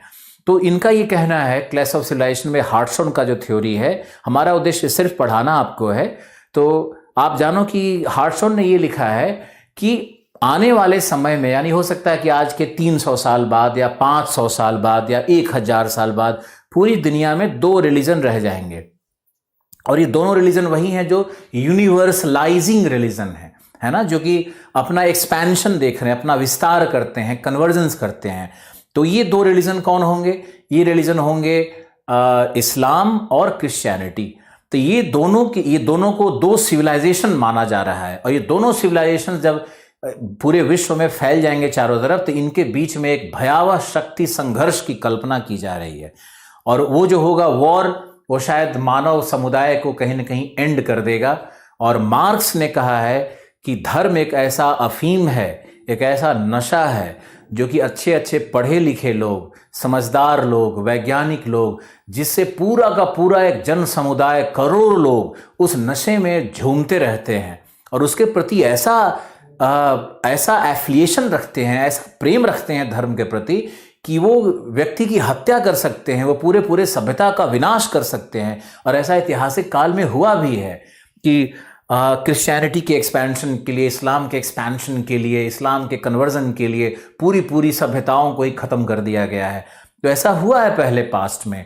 और ये जो शक्ति संघर्ष पर हमने आपको बताया कि 2 धार्मिक समूहों के बीच में इसकी कटु आलोचना भी की जाती है और इसको एक गलत सिद्धांत भी माना जाता है, जैसा भी है। लेकिन एक यूपीएससी के विद्यार्थी होने के नाते आपको कम से कम इसका ज्ञान होना चाहिए कि क्लैश ऑफ सिविलाइजेशन है क्या, और क्लैश ऑफ सिविलाइजेशन सत्य कितना होगा मुझे नहीं मालूम, मुझे तो लगता नहीं कि ऐसा कुछ होगा। लेकिन जो सिद्धांत है हार्टशॉन का, उसको जानने की बहुत आवश्यकता आपको है ना। तो बफर जोन में आपने एक सांस्कृतिक बफर जोन की भी बात की। संक्रमण मतलब होता है जहां पे 2 सभ्यताओं का मिलन हो रहा हो, संक्रमण क्षेत्र होता है वो। Okay, then thank you Sunita. Then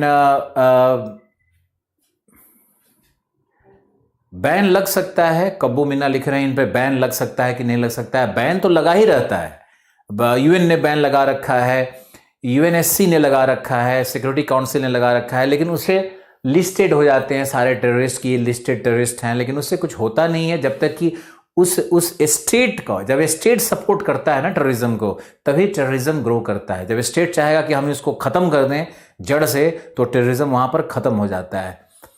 अब देखो, भारत में टेररिज्म जैसा अब कुछ खास कहीं नहीं बचा है। 2 छोटी मोटी घटनाओं को लेकर के ही बस कुछ होगा, नहीं तो तुम अगर 1990 के दशक में जाओगे, 80 के दशक में जाओगे, तो भारत में टेररिज्म चारों तरफ, पंजाब में, नागालैंड में, असम में, गोरखालैंड में, नीचे इवन LTT वाला था, इधर कश्मीर तो सब जानते ही हो। तो चारों तरफ भारत टेररिज्म से जूझ रहा था। आज देखोगे, आज का जो भारत है वो टेररिज्म बिल्कुल खत्म हो गया है। आज का जो युवा है ना, वो चाहता है हम कार में चलें, वो चाहता है हम हवाई जहाज में उड़ें, वो चाहता है फैशन करें, वो चाहता है मैं खुश रहूं, वो चाहता है मैं भी स्वतंत्र रहूं, मेरे पास भी आर्थिक शक्ति हो। और यही युवा इस दुनिया को बदलेगा। जिस युवा के अंदर में ये सोच चली जाएगी ना कि मुझे स्वतंत्र इकाई के रूप में जीना है, मुझे हर उस विज्ञान के लाभ का उपभोग करना है, इसका मतलब दारू पीना नहीं हो गया। इसका मतलब होता है कि हम मॉरिशस हम भी जाएं और मालदीव जाकर के हम भी हॉलीडेज स्पेंड करें, हम भी हवाई जहाज से उड़ें, हम भी कार में रहें, हमारे पास भी अच्छा घर हो। जब तक युवा के अंदर में ये आग नहीं लगेगा, और जो ये प्राप्त करना है, ये प्राप्त करना है किसी गलत मीन से नहीं, किसी गलत साधन से नहीं। अगर गलत साधन होगा तो जेल चले जाओगे, मारे जाओगे, डिप्रेशन के शिकार हो जाओगे। अब इसमें क्या होता है कि आप जितना प्राप्त कर सकते हो अपनी क्षमता से, या जो सर्कमस्टांसेस में, जिन अवस्थाओं में आपको जितना मिला, उसमें खुश रहना भी होता है। ये नहीं कि आग इतनी भड़क जाए, तो मैंने कहा युवा कोई आग होनी चाहिए, लेकिन अगर आप 25-30 बरस तक के हो, युवा हो, आप 35 तक आप ये आग रख सकते हो कि मुझे अच्छा करना है। लेकिन अगर 35 के बाद आपको लगता है कि मेरे जीवन में सामान्य चीजें ही बहाल हो पाई हैं, तो आपको उसमें खुश रहना सीखना होगा और आपको अपने बच्चे को शिक्षा देना होगा कि बेटा तुम्हें अच्छा करना है जिंदगी में। तब आपकी जिम्मेदारी हो जाती है एक पिता, एक माता के रूप में, न कि आप ही कांड करते रहो समाज में जाकर के और गलत बोलते रहो और गलत काम करो। गलत करोगे तुम्हारी पीढ़ियां पूरी खराब हो जाएंगी। इसलिए ध्यान रखो और हमारी इन बातों का बहुत ध्यान से सुनकर के ध्यान रखना है आप लोगों को। कार पलट सकती है। चलो, ये क्लैश ऑफ सिविलाइजेशन को मैंने सामान्य शब्द में लिखवाया। अब बफर जोन में एक और पैराग्राफ लिखना है, बस अंतिम लिखवा रहे हैं। बफर जोन में लिखो बफर जोन एक आर्थिक शब्दावली भी है, एक आर्थिक शब्दावली भी है। जैसे सार्क,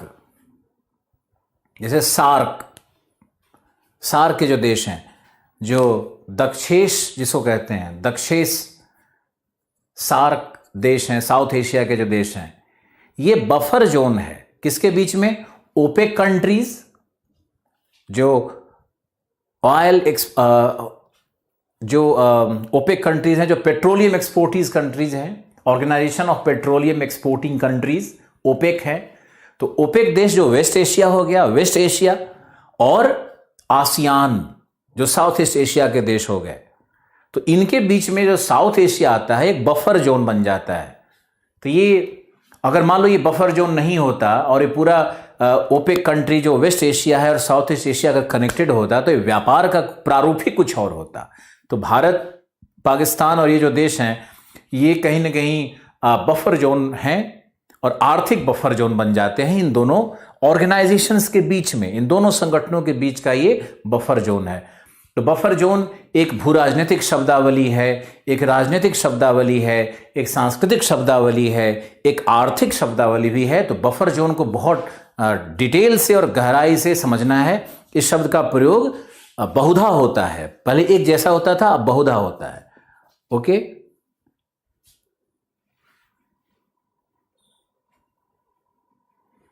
बिल्कुल सही डैनियल, मैंने भी पढ़ा है और किसी भी होली ग्रंथ में कहीं भी खून खराबा नहीं लिखा हुआ है और कोई धर्म नहीं कहता है कि किसी इंसान की हत्या करो।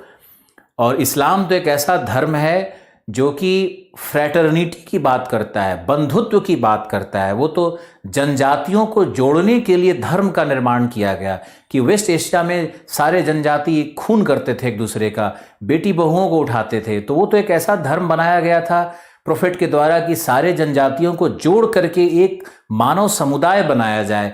अब धर्म का गलत प्रयोग, गलत इंटरप्रिटेशन तो हो ही रहा है और बहुत दुखद है इन चीज़ों को जो विश्व में घटनाएं घटती है उसको देख करके। तो बिल्कुल जो अच्छे लोग हैं वो भी शर्मसार हो जाते हैं, वो भी कुछ नहीं कह पाते हैं। हो रहा है प्रियंका, आपका हो रहा है। क्लैश ऑफ सिविलाइजेशन को दोबारा बताने की कोई जरूरत नहीं है, कभी न कभी फिर आ जाएगा। क्लैश ऑफ सिविलाइजेशन में है कि दुनिया में दो ही रिलीजन रहेंगे, एक रहेगा इस्लाम और दूसरा रहेगा क्रिश्चियनिटी रहेगा ये, और दोनों के बीच में संघर्ष होगा, बस यही है। बाकी जितने छोटे रिलीजन हैं, जैसे हिंदुइज्म है तो जीविज्म है, अभी तो हिंदुइज्म काफी बड़ा है अगर तुम पॉपुलेशन साइज से देखोगे, लेकिन 500 वर्षों के बाद इसकी स्थिति क्या होगी उस पर लिखा है इन्होंने, हार्टशॉट ने बहुत लंबा चौड़ा। तो वो सब पढ़ोगे आप खुद, आप सर्च करोगे इंटरनेट पे तो आपको मिलने लगेगा।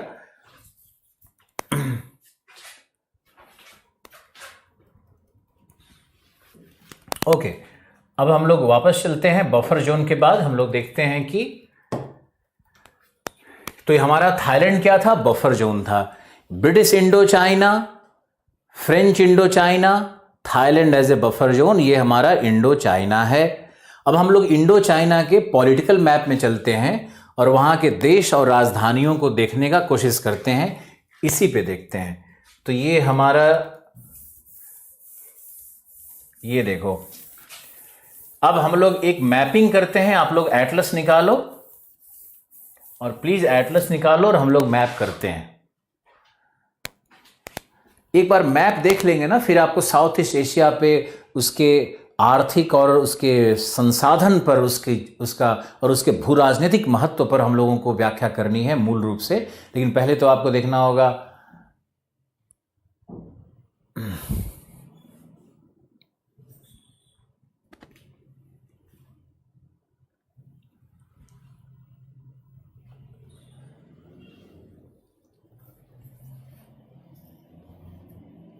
लास्ट बफर जोन जो मैंने बताया, पहला बफर जोन मैंने बताया जो भू राजनीतिक है, जैसे कि दो साम्राज्यवादी शक्तियों के बीच में जो ऐतिहासिक काल में था, वर्ल्ड वार 2 के पहले जो काल है उसको उपनिवेशवाद का काल कहते हैं ना। तो उस काल में जो कोलंबस के 1492 से लगभग शुरू होता है, तो 1492 से लेकर के सेकेंड वर्ल्ड वार का जो पीरियड है वो साम्राज्यवाद का काल उसको माना जाएगा।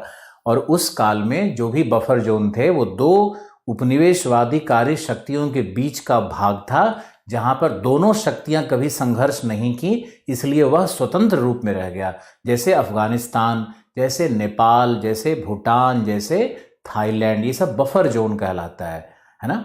अब जो नया कॉन्सेप्ट है बफर जोन का, उसमें है सांस्कृतिक बफर जोन, जैसे कि इस्लामिक स्टेट्स हैं उत्तरी सहारा में, और मध्य सहारा में साहिल का क्षेत्र है, और उसके नीचे आओगे तो फिर है क्रिश्चियनिटी का क्षेत्र है, गिनी और मध्य अफ्रीका वाला भाग।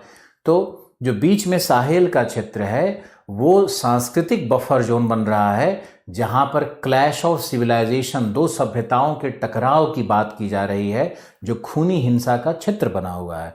और तीसरा मैंने आपको बताया कि आर्थिक बफर जोन भी बन जाता है, जैसे आसियान, जैसे साउथ ईस्ट एशिया के जो देश हैं ये आर्थिक रूप से बहुत तीव्र प्रगति कर रहे हैं, जहां सिंगापुर है, मलेशिया है, इंडोनेशिया है, थाईलैंड है, ये सब आर्थिक शक्तियां हैं, एशियन टाइगर्स कहते हैं इनको।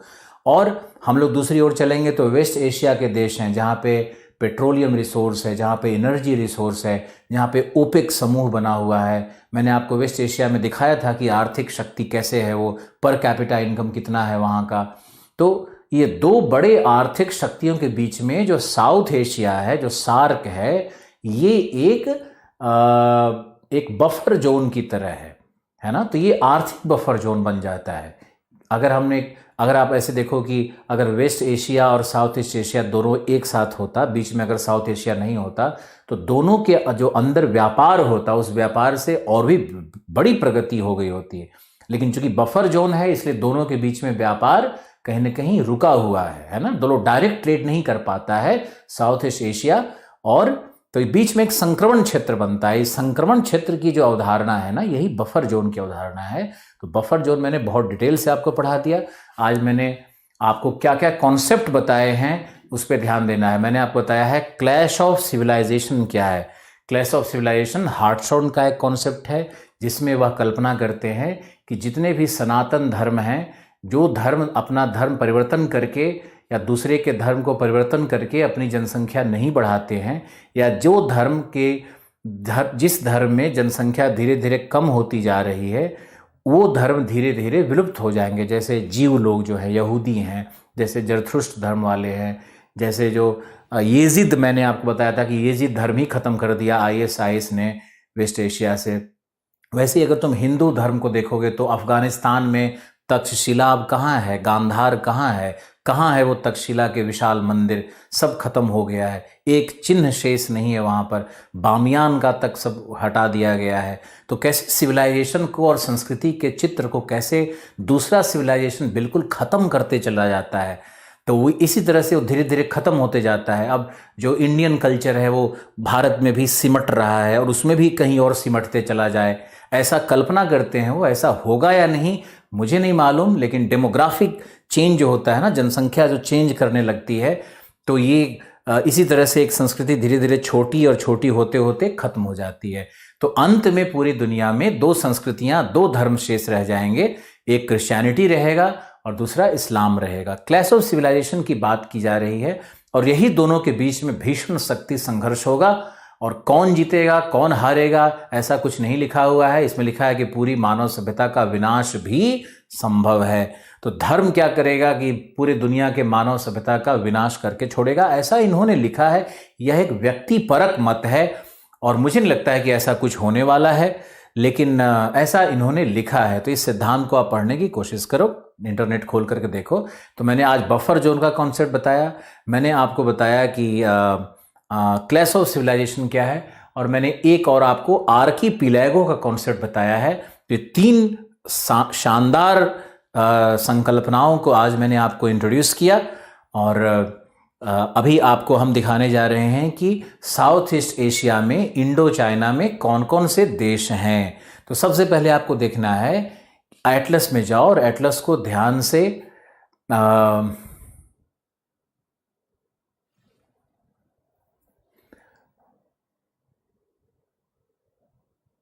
Thank you Nasreen, thank you Kripti. आप अगर आईएएस की तैयारी करना चाहते हो ना, तो इस तरह के कॉन्सेप्ट्स को सीखना होता है ना। यही सब प्रश्न आ जाता है। और मान लो क्लैश ऑफ सिविलाइजेशन मैंने बताया, तो ये इसी शब्द और इसका क्या भविष्य है या इसकी क्या उपयोगिता है इस सिद्धांत की, ऐसा यूपीएससी पूछ देती है।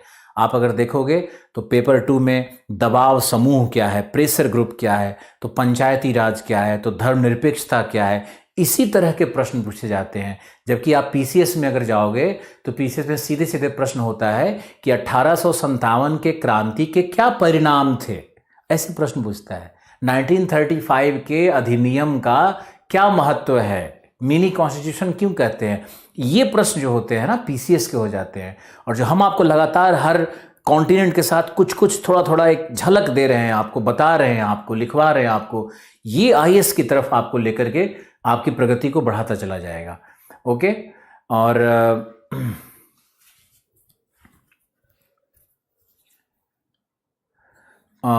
अब आप लिखो, अब देखो मैप में जाओ, मैप में कंसंट्रेट करो। आपको हम मैप दिखाने वाले हैं और मैप में आपको बहुत ध्यान से देखना है। साउथ ईस्ट एशिया का मैप जटिल है। साउथ ईस्ट एशिया का मैप थोड़ा कॉम्प्लेक्स है, जटिल है, बहुत ध्यान से दिखाना है। और आप चलते हैं हम लोग, आप अपने एटलस के साउथ ईस्ट एशिया का पेज निकालो, पेज निकालो। कितने पेज में है बताओ मुझे, मैप करने वाले हैं हम लोग।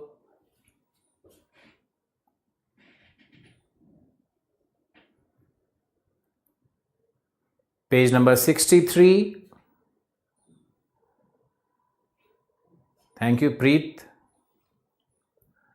किसी पेज में 72 है, किसी में 50 पे है। जो मैप साउथ ईस्ट एशिया के पूरे दृश्य को दिखा रहा हो वो आपको देखना है। कई मैप एशिया को दिखाते हैं, एशिया का मैप नहीं देखो।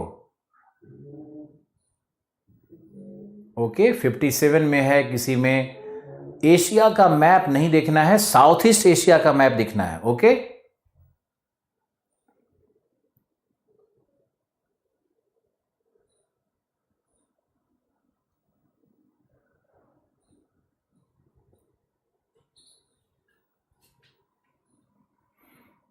All right, thank you. आप लोग का आ गया। ब्लैक स्वान 55 पेज नंबर पर है, किसी में 54 लिख रहा है, कोई 55 लिख रहा है, कोई बात नहीं है। टीटीके में 59 है। मेंस भी पढ़ा रहे हैं क्या? अरे भाई, आईएएस में, पीसीएस में पीटी और मेंस अलग अलग नहीं होता है। उस विचार से बाहर निकलो कि पीटी और मेंस अलग अलग होता है। आप पढ़ते रहो, फिर जब हम लोग टेस्ट सीरीज लेंगे और तब आपको समझ में आने लगेगा कि पीटी और मेंस कैसे कैसे अलग होगा। ओके, आगे चलते हैं। अब आप देखो, आपके एटलस में आपकी बाईं तरफ है म्यांमार। म्यांमार में जाओ। हम लोग भौतिक, राजनैतिक,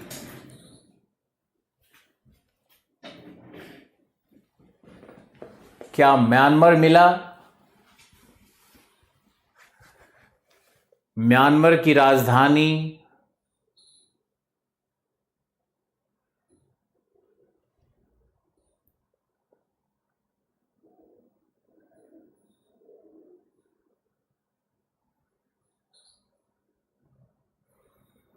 म्यांमार की राजधानी अब रंगून नहीं है। पहले एक बहुत पॉपुलर गाना हुआ करता था, मेरे पिया गए रंगून। तो रंगून अब राजधानी नहीं है।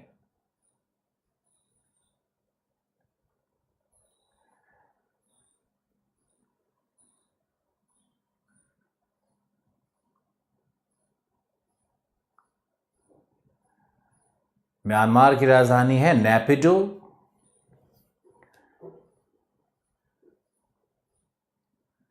नेपिडो वहाँ की राजधानी है, बिल्कुल नेपिडो राजधानी है। रंगून पहले थी। ओके, वहाँ पे सुकुई जो है उनका इलेक्शन का भी चल रहा है। नेपिडो राजधानी है, very good, okay, well done.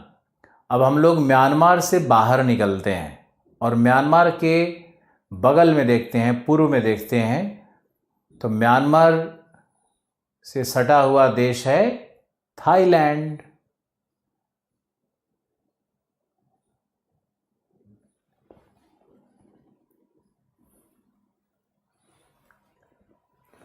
Thailand मिला। थाईलैंड की राजधानी बैंकॉक।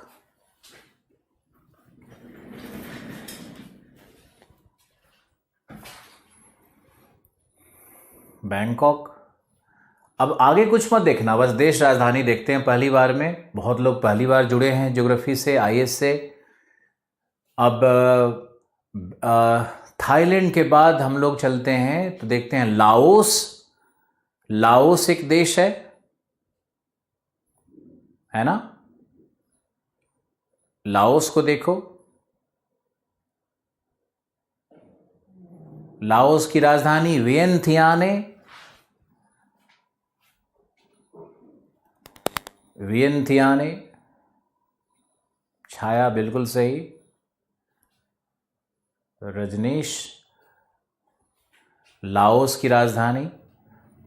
अब लाओस एक अस्सल रुद्ध देश है, हाँ या नहीं?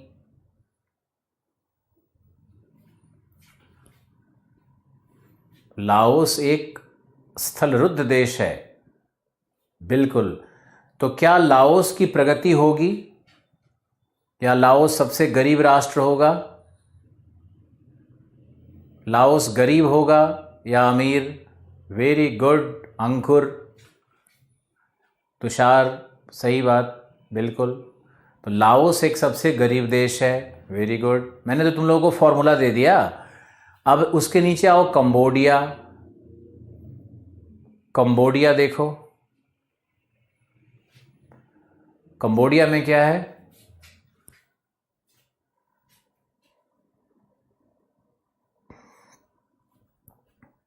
Cambodia, Phnom Penh.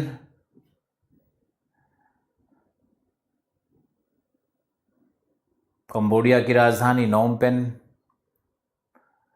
ओके, अब वियतनाम चलते हैं। वियतनाम देखो, वियतनाम पहले दो देश था। Vietnam, north Vietnam, south Vietnam. बाद में वियतनाम वॉर, अमेरिका वाला, तुम लोगों को शायद पढ़ने को मिलेगा वर्ल्ड हिस्ट्री में। और वियतनाम के कुछ गुरिल्ला लड़ाकों ने अमेरिकी फौज को धूल चटा दिया था और यूएस वियतनाम वॉर में यूएस की हार हुई थी, वियतनाम जीता था। वियतनाम में किस भारतीय की पूजा की जाती है? किस भारतीय का मूर्ति लगा है? ये युद्ध किस भारतीय महान योद्धा के नाम पे लड़ी गई थी? बताओ।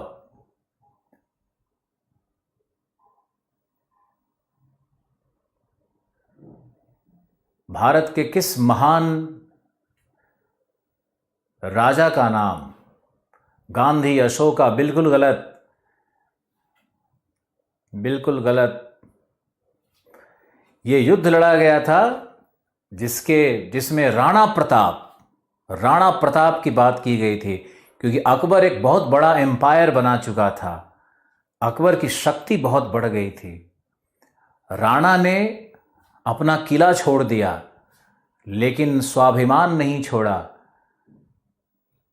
और राणा प्रताप के इसी स्वाभिमान के लिए, इसी अपने छोटे से 4,000 5,000 योद्धाओं के साथ राणा प्रताप मुगल की इतनी भीषण सेना के साथ भी युद्ध लड़ गए थे।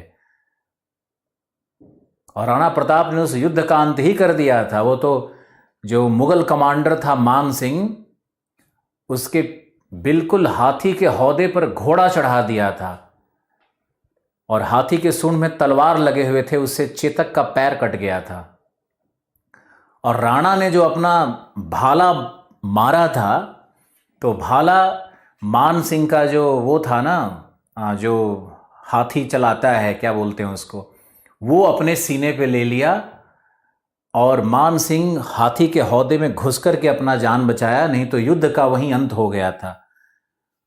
उसके बाद महाराणा जैसा ही दिखने वाला एक व्यक्ति था, महाराणा घायल हो गए, तो महाराणा जैसा व्यक्ति था, उसके सिर पर महाराणा प्रताप का टोप रख दिया गया। महाराणा वहां से घायल घोड़े पे निकल गए और उन्होंने युद्ध जारी रखा, गुरिल्ला युद्ध ही जारी रखा।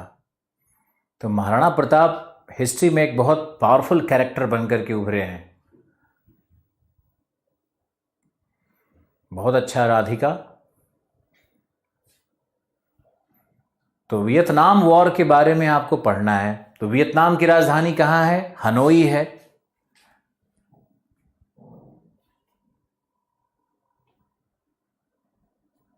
हनोई राजधानी है।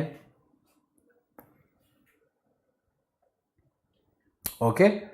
और आपने इतने देशों को देखा, अब और देखना है, अब आपको देखना है कि थाईलैंड नीचे एक प्रायद्वीप पर भी फैला हुआ है। उस प्रायद्वीप का नाम क्या है? थाईलैंड एक नीचे तक प्रायद्वीप में फैला हुआ है।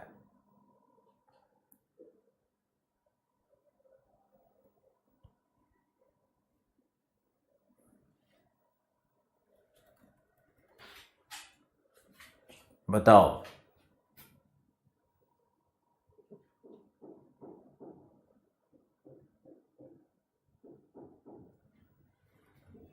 मलाया प्रायद्वीप कहते हैं उसको, मलेशिया नहीं कहते हैं, मलाया प्रायद्वीप कहते हैं। बिल्कुल सही तुषार, मलाया कहते हैं उसको।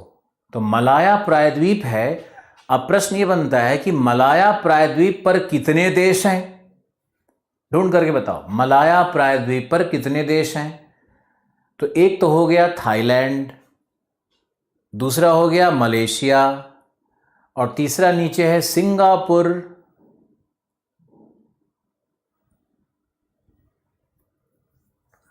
जहीर तुम्हारा गलत है, मजहर सही है।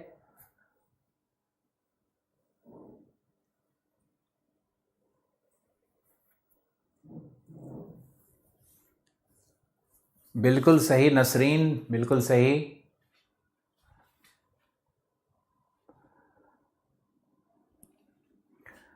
क्या मिला?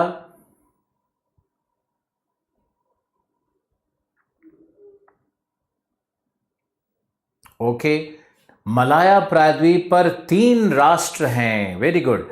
अब ये बताओ कि जो मलाया पेनिनसुला है और पेनिनसुला के नीचे में सिंगापुर है, छोटा सा सिंगापुर है ना, सिंगापुर के पास आपको मिलेगा जोहोर स्ट्रेट। जोहोर स्ट्रेट मिलेगा, ये बहुत इंपॉर्टेंट है। जोहोर स्ट्रेट, जोहोर से स्ट्रेट मिलेगा, जोहोर की जल संधि मिलेगी, जो कि सिंगापुर एक द्वीप है और सिंगापुर पेनिनसुला के भी भाग में है। उसके बीच में जोहोर स्ट्रेट है। वहां पे जोहोर बहारू करके एक मिलेगा बंदरगाह। ढूंढो।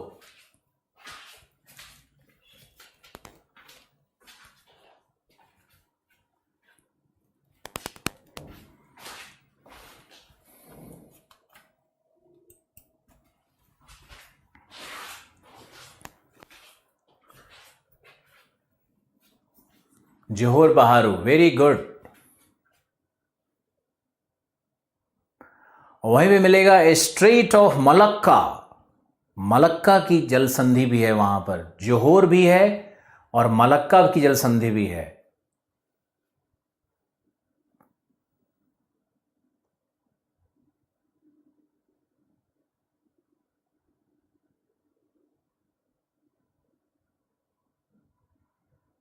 सुमात्रा द्वीप से मलाया प्रायद्वीप को अलग करने वाली जल संधि कौन है?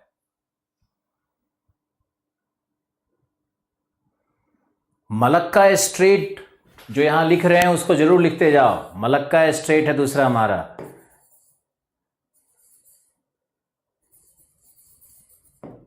मलक्का स्ट्रेट,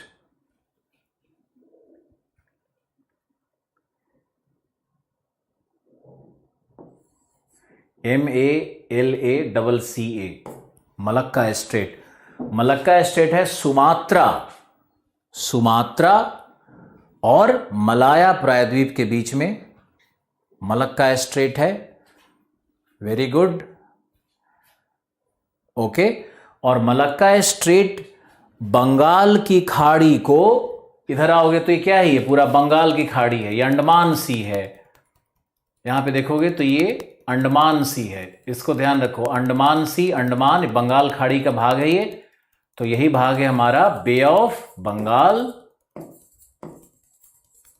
तो बे ऑफ बंगाल है और बे ऑफ बंगाल से जोड़ती है पूरे साउथ चाइना सी को और जावा सी को। ये स्ट्रेट ऑफ मलक्का है यहां पे, यही जो हमने एरो लगाया है ना ये दोनों तरफ, यही स्ट्रेट ऑफ मलक्का है जो अंडमान सी को जोड़ रही है पूरा जावा सी से और पूरा साउथ चाइना सी से। इधर आओगे तो साउथ चाइना सी, नीचे आओगे तो जावा सी।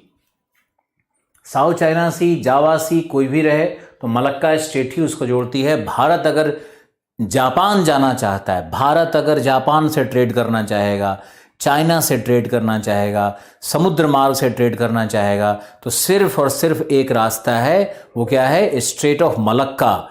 यूरोप भी ट्रेड करना चाहेगा चाइना से, कोरिया से, जापान से, साउथ ईस्ट एशिया से, ध्यान से सुनो, तो एक ही स्ट्रेट है, स्ट्रेट ऑफ मलक्का। और स्ट्रेट ऑफ मलक्का के किनारे ही बैठा है सिंगापुर, है ना। तो जो भी ट्रेडिंग कंट्रीज हैं, जो भी ट्रेडिंग शिप्स होते हैं, जहाज होते हैं, वो सब सिंगापुर से होकर के निकलना है उनको। तो सिंगापुर एक बहुत बड़ा कॉमर्शियल सेंटर बन गया है, एक ऐसा कॉमर्शियल बंदरगाह बन गया है जिसको हम लोग कहते हैं आंत्रपोत। अब आज की ये चौथी संकल्पना आपको सीखनी है कि आंत्रपोत क्या है।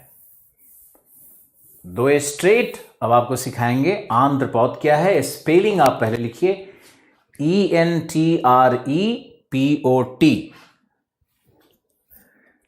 आंत्रपोत क्या है, आंत्रपोत की संकल्पना क्या है।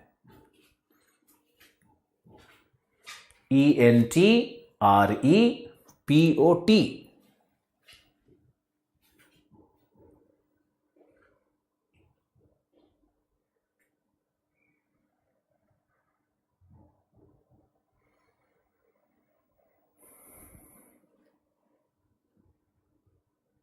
मलक्का स्ट्रेट का बहुत बड़ा महत्व है। मलक्का स्ट्रेट का क्या महत्व है ये आप समझ सकते हो। व्यापार मार्ग है, विश्व का व्यस्ततम व्यापार मार्ग में है ये। ओके अनुज, ओके दिव्यानी, मैं आप लोग की बातों को आगे रखता हूं टेक्नोलॉजी टीम के पास। ये आंत्रपोत क्या है, प्लीज लिखो, आप लिखो आंत्रपोत क्या है। लिखो, यह अंतरराष्ट्रीय बंदरगाह होता है। सामान्य भाषा में लिखवाते हैं,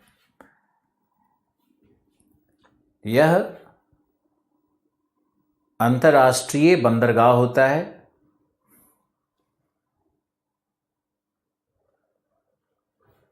तो ये एक अंतरराष्ट्रीय बंदरगाह होगा। दूसरा, यह अंतरराष्ट्रीय व्यापार का केंद्र होता है। अंतरराष्ट्रीय व्यापार का केंद्र होता है।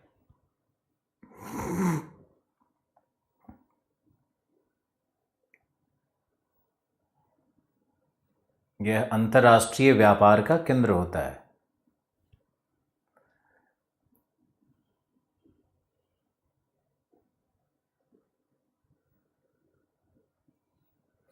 तो ये अंतर्राष्ट्रीय व्यापार का केंद्र भी होगा। तीसरा, यह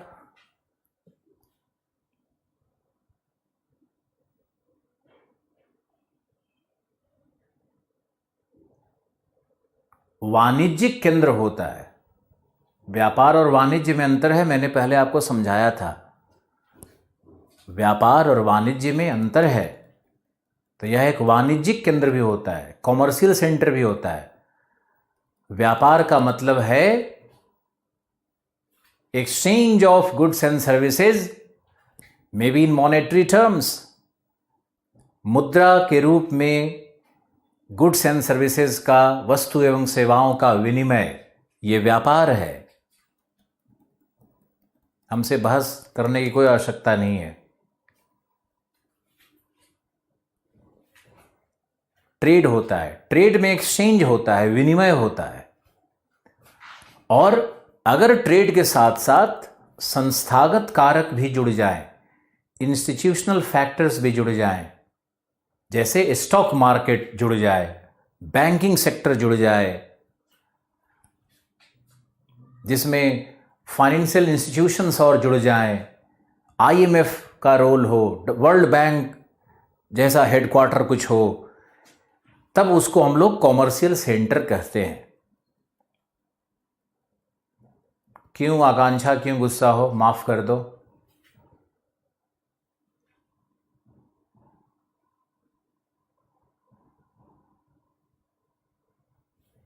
ओके,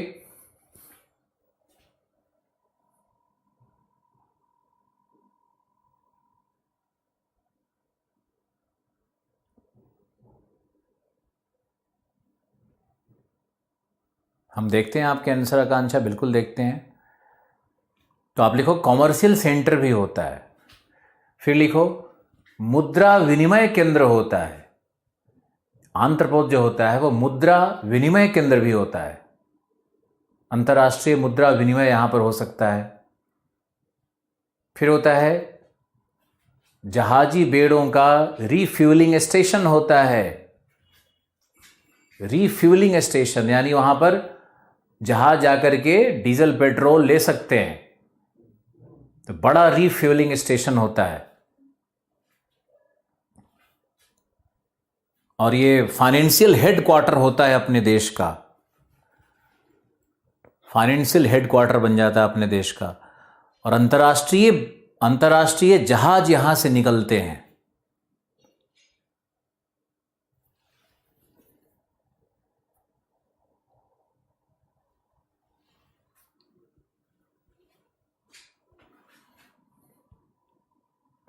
अब यहां देखो, तो आंत्रपोत का उदाहरण क्या है। तो सबसे पहले तो हमने आपको बताया था, मोंटेविडियो बताया था। तो ये मोंटेविडियो, वालपैराइसो, मोंटेविडियो, वालपैराइसो, रॉटरडैम। रॉटरडैम कहाँ है, जल्दी लिखो, मुझे बताओ। रॉटरडैम, मोंटेविडियो, वालपैराइसो, ये सारा आंत्रपोत है। इसी में आएगा सिंगापुर। सिंगापुर एक देश भी है और सिंगापुर एक आंत्रपोत भी है। अंतर्राष्ट्रीय बंदरगाह है, व्यापारिक केंद्र है।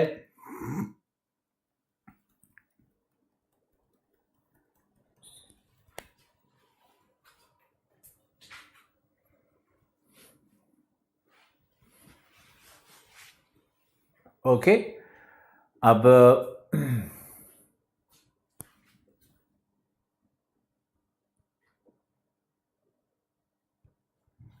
आप लोग जो बता रहे हैं उसी पे रहो, आगे पीछे मत उड़ो। कोई कुछ और लिख रहा है, कोई कुछ लिख रहा है। बिल्कुल सही मजहर अली, बिल्कुल सही। नीदरलैंड्स में है, जर्मनी में नहीं है। नीदरलैंड, सुरेंद्र पाल सिंह बिल्कुल सही, राधिका बिल्कुल सही, ऋषि भी सही। Okay okay, thank you. तो ये आंत्रपोत आपके यूपीएससी में पूछा जाने वाला एक प्रश्न होगा आने वाले टाइम्स में, इसको अंडर एस्टिमेट नहीं करना है। ओके, तो आज हमने आपको क्या क्या कॉन्सेप्ट्स बताए।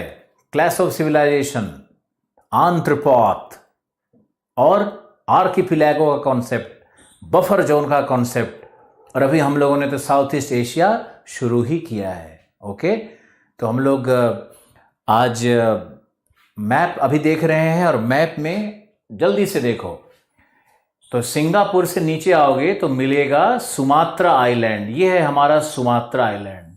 ये जो है ना लंबा सा बड़ा सा जगह है, ये सुमात्रा है। और सुमात्रा में हमारे मैप में तो नहीं दिख रहा है, लेकिन आपके मैप में जरूर होगा, मेरा विश्वास है आपके मैप में जरूर होगा कि सुमात्रा का जो भारत की तरफ भाग है इसको बोलते हैं बांडा ऐसे। बांडा ऐसे एक जगह है यहां पर, और ऐसे एक प्रांत है, ACEH, ऐसे एक प्रांत है। और ये जो प्रांत है ना, ये प्रांत स्वतंत्र होना चाहता था, तो यहां पर रेफरेंडम किया गया। प्रांत स्वतंत्र होना चाहता था, इसलिए यहां पर रेफरेंडम किया गया। और रेफरेंडम में लोगों ने कहा कि नहीं, हम लोग इंडोनेशिया के ही भाग बने रहना चाहते हैं। तो ऐसे एक घटना 5-7 साल पुरानी है। तो हम लोग इंडोनेशिया के ही अंग रहेंगे, हम लोग स्वतंत्र नहीं होना चाहते हैं। ये लगभग 10 से 12 वर्ष पहले ये निर्णय लिया गया, वहां पर रेफरेंडम कराया गया था। रेफरेंडम क्या होता है? रेफरेंडम क्या होता है? प्लेबिसाइट क्या होता है? रेफरेंडम और प्लेबिसाइट में क्या अंतर है? आप इसको इंटरनेट से ढूंढ करके मुझे बताना। रेफरेंडम और प्लेबिसाइट में क्या अंतर है? 2 शब्द होते हैं ना, रेफरेंडम और दूसरा है प्लेबिसाइट। जनमत संग्रह और प्लेबिसाइट, क्या अंतर है इनमें? आप मुझे देख करके अगली क्लास में बताओगे। ओके, अगले क्लास में हम आपसे पूछेंगे क्या है ये। तो हमने आपको बताया बांडा ऐसे, आप लोगों को बांडा ऐसे मिला क्या?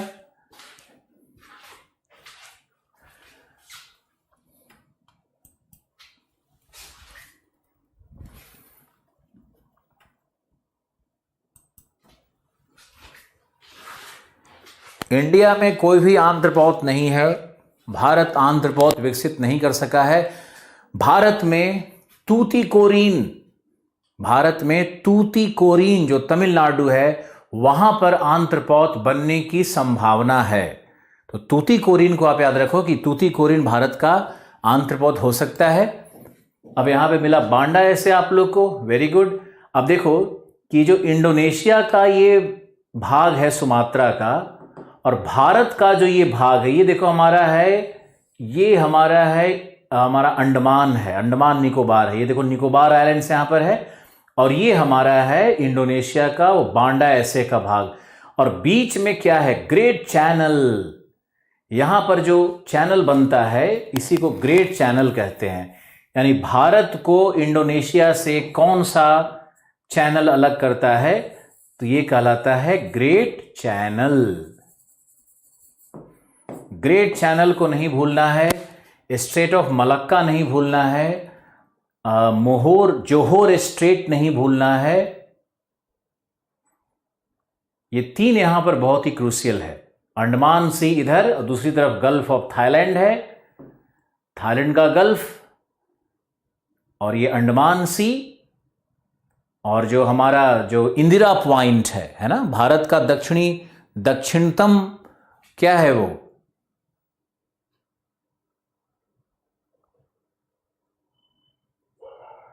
रेफरेंडम यूनिवर्सल वोट है, ऋषि, वेरी गुड।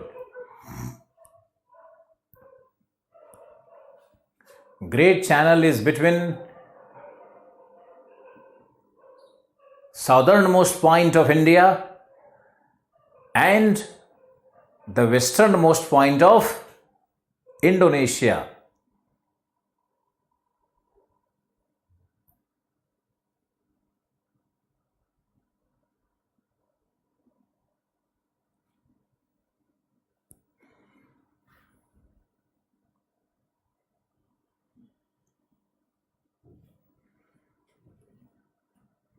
रेफरेंडम है जनमत संग्रह, और प्लेबिसाइट में होता है direct voting. Rishi, good, great. और ग्रेट चैनल के साथ ही हमारा क्लास आज बस इतना ही। कल मिलते हैं, हाफ एन आवर के बाद आपका क्लास फिर से शुरू होगा और रजनीश राज जी आएंगे, आपका क्लास लेंगे। और thank you for the day, बहुत बहुत धन्यवाद। आशा है कि आज आपने कुछ सीखा होगा और सीखने की प्रक्रिया शुरू हो रही होगी आपकी, और जितने नए लोग जुड़े होंगे वो भी सीख रहे होंगे और आनंद आ रहा होगा। और हम लोग इस 3 महीने के फेज को पहले क्रॉस करेंगे, फिर हम लोगों को और मज़ा आएगा इससे आगे बहुत कुछ सीखने में, है ना। तो धीरे धीरे करके सीखना है, धीरे धीरे करके ही लर्निंग होता है सबका। Thank you for the day, bye bye, take care.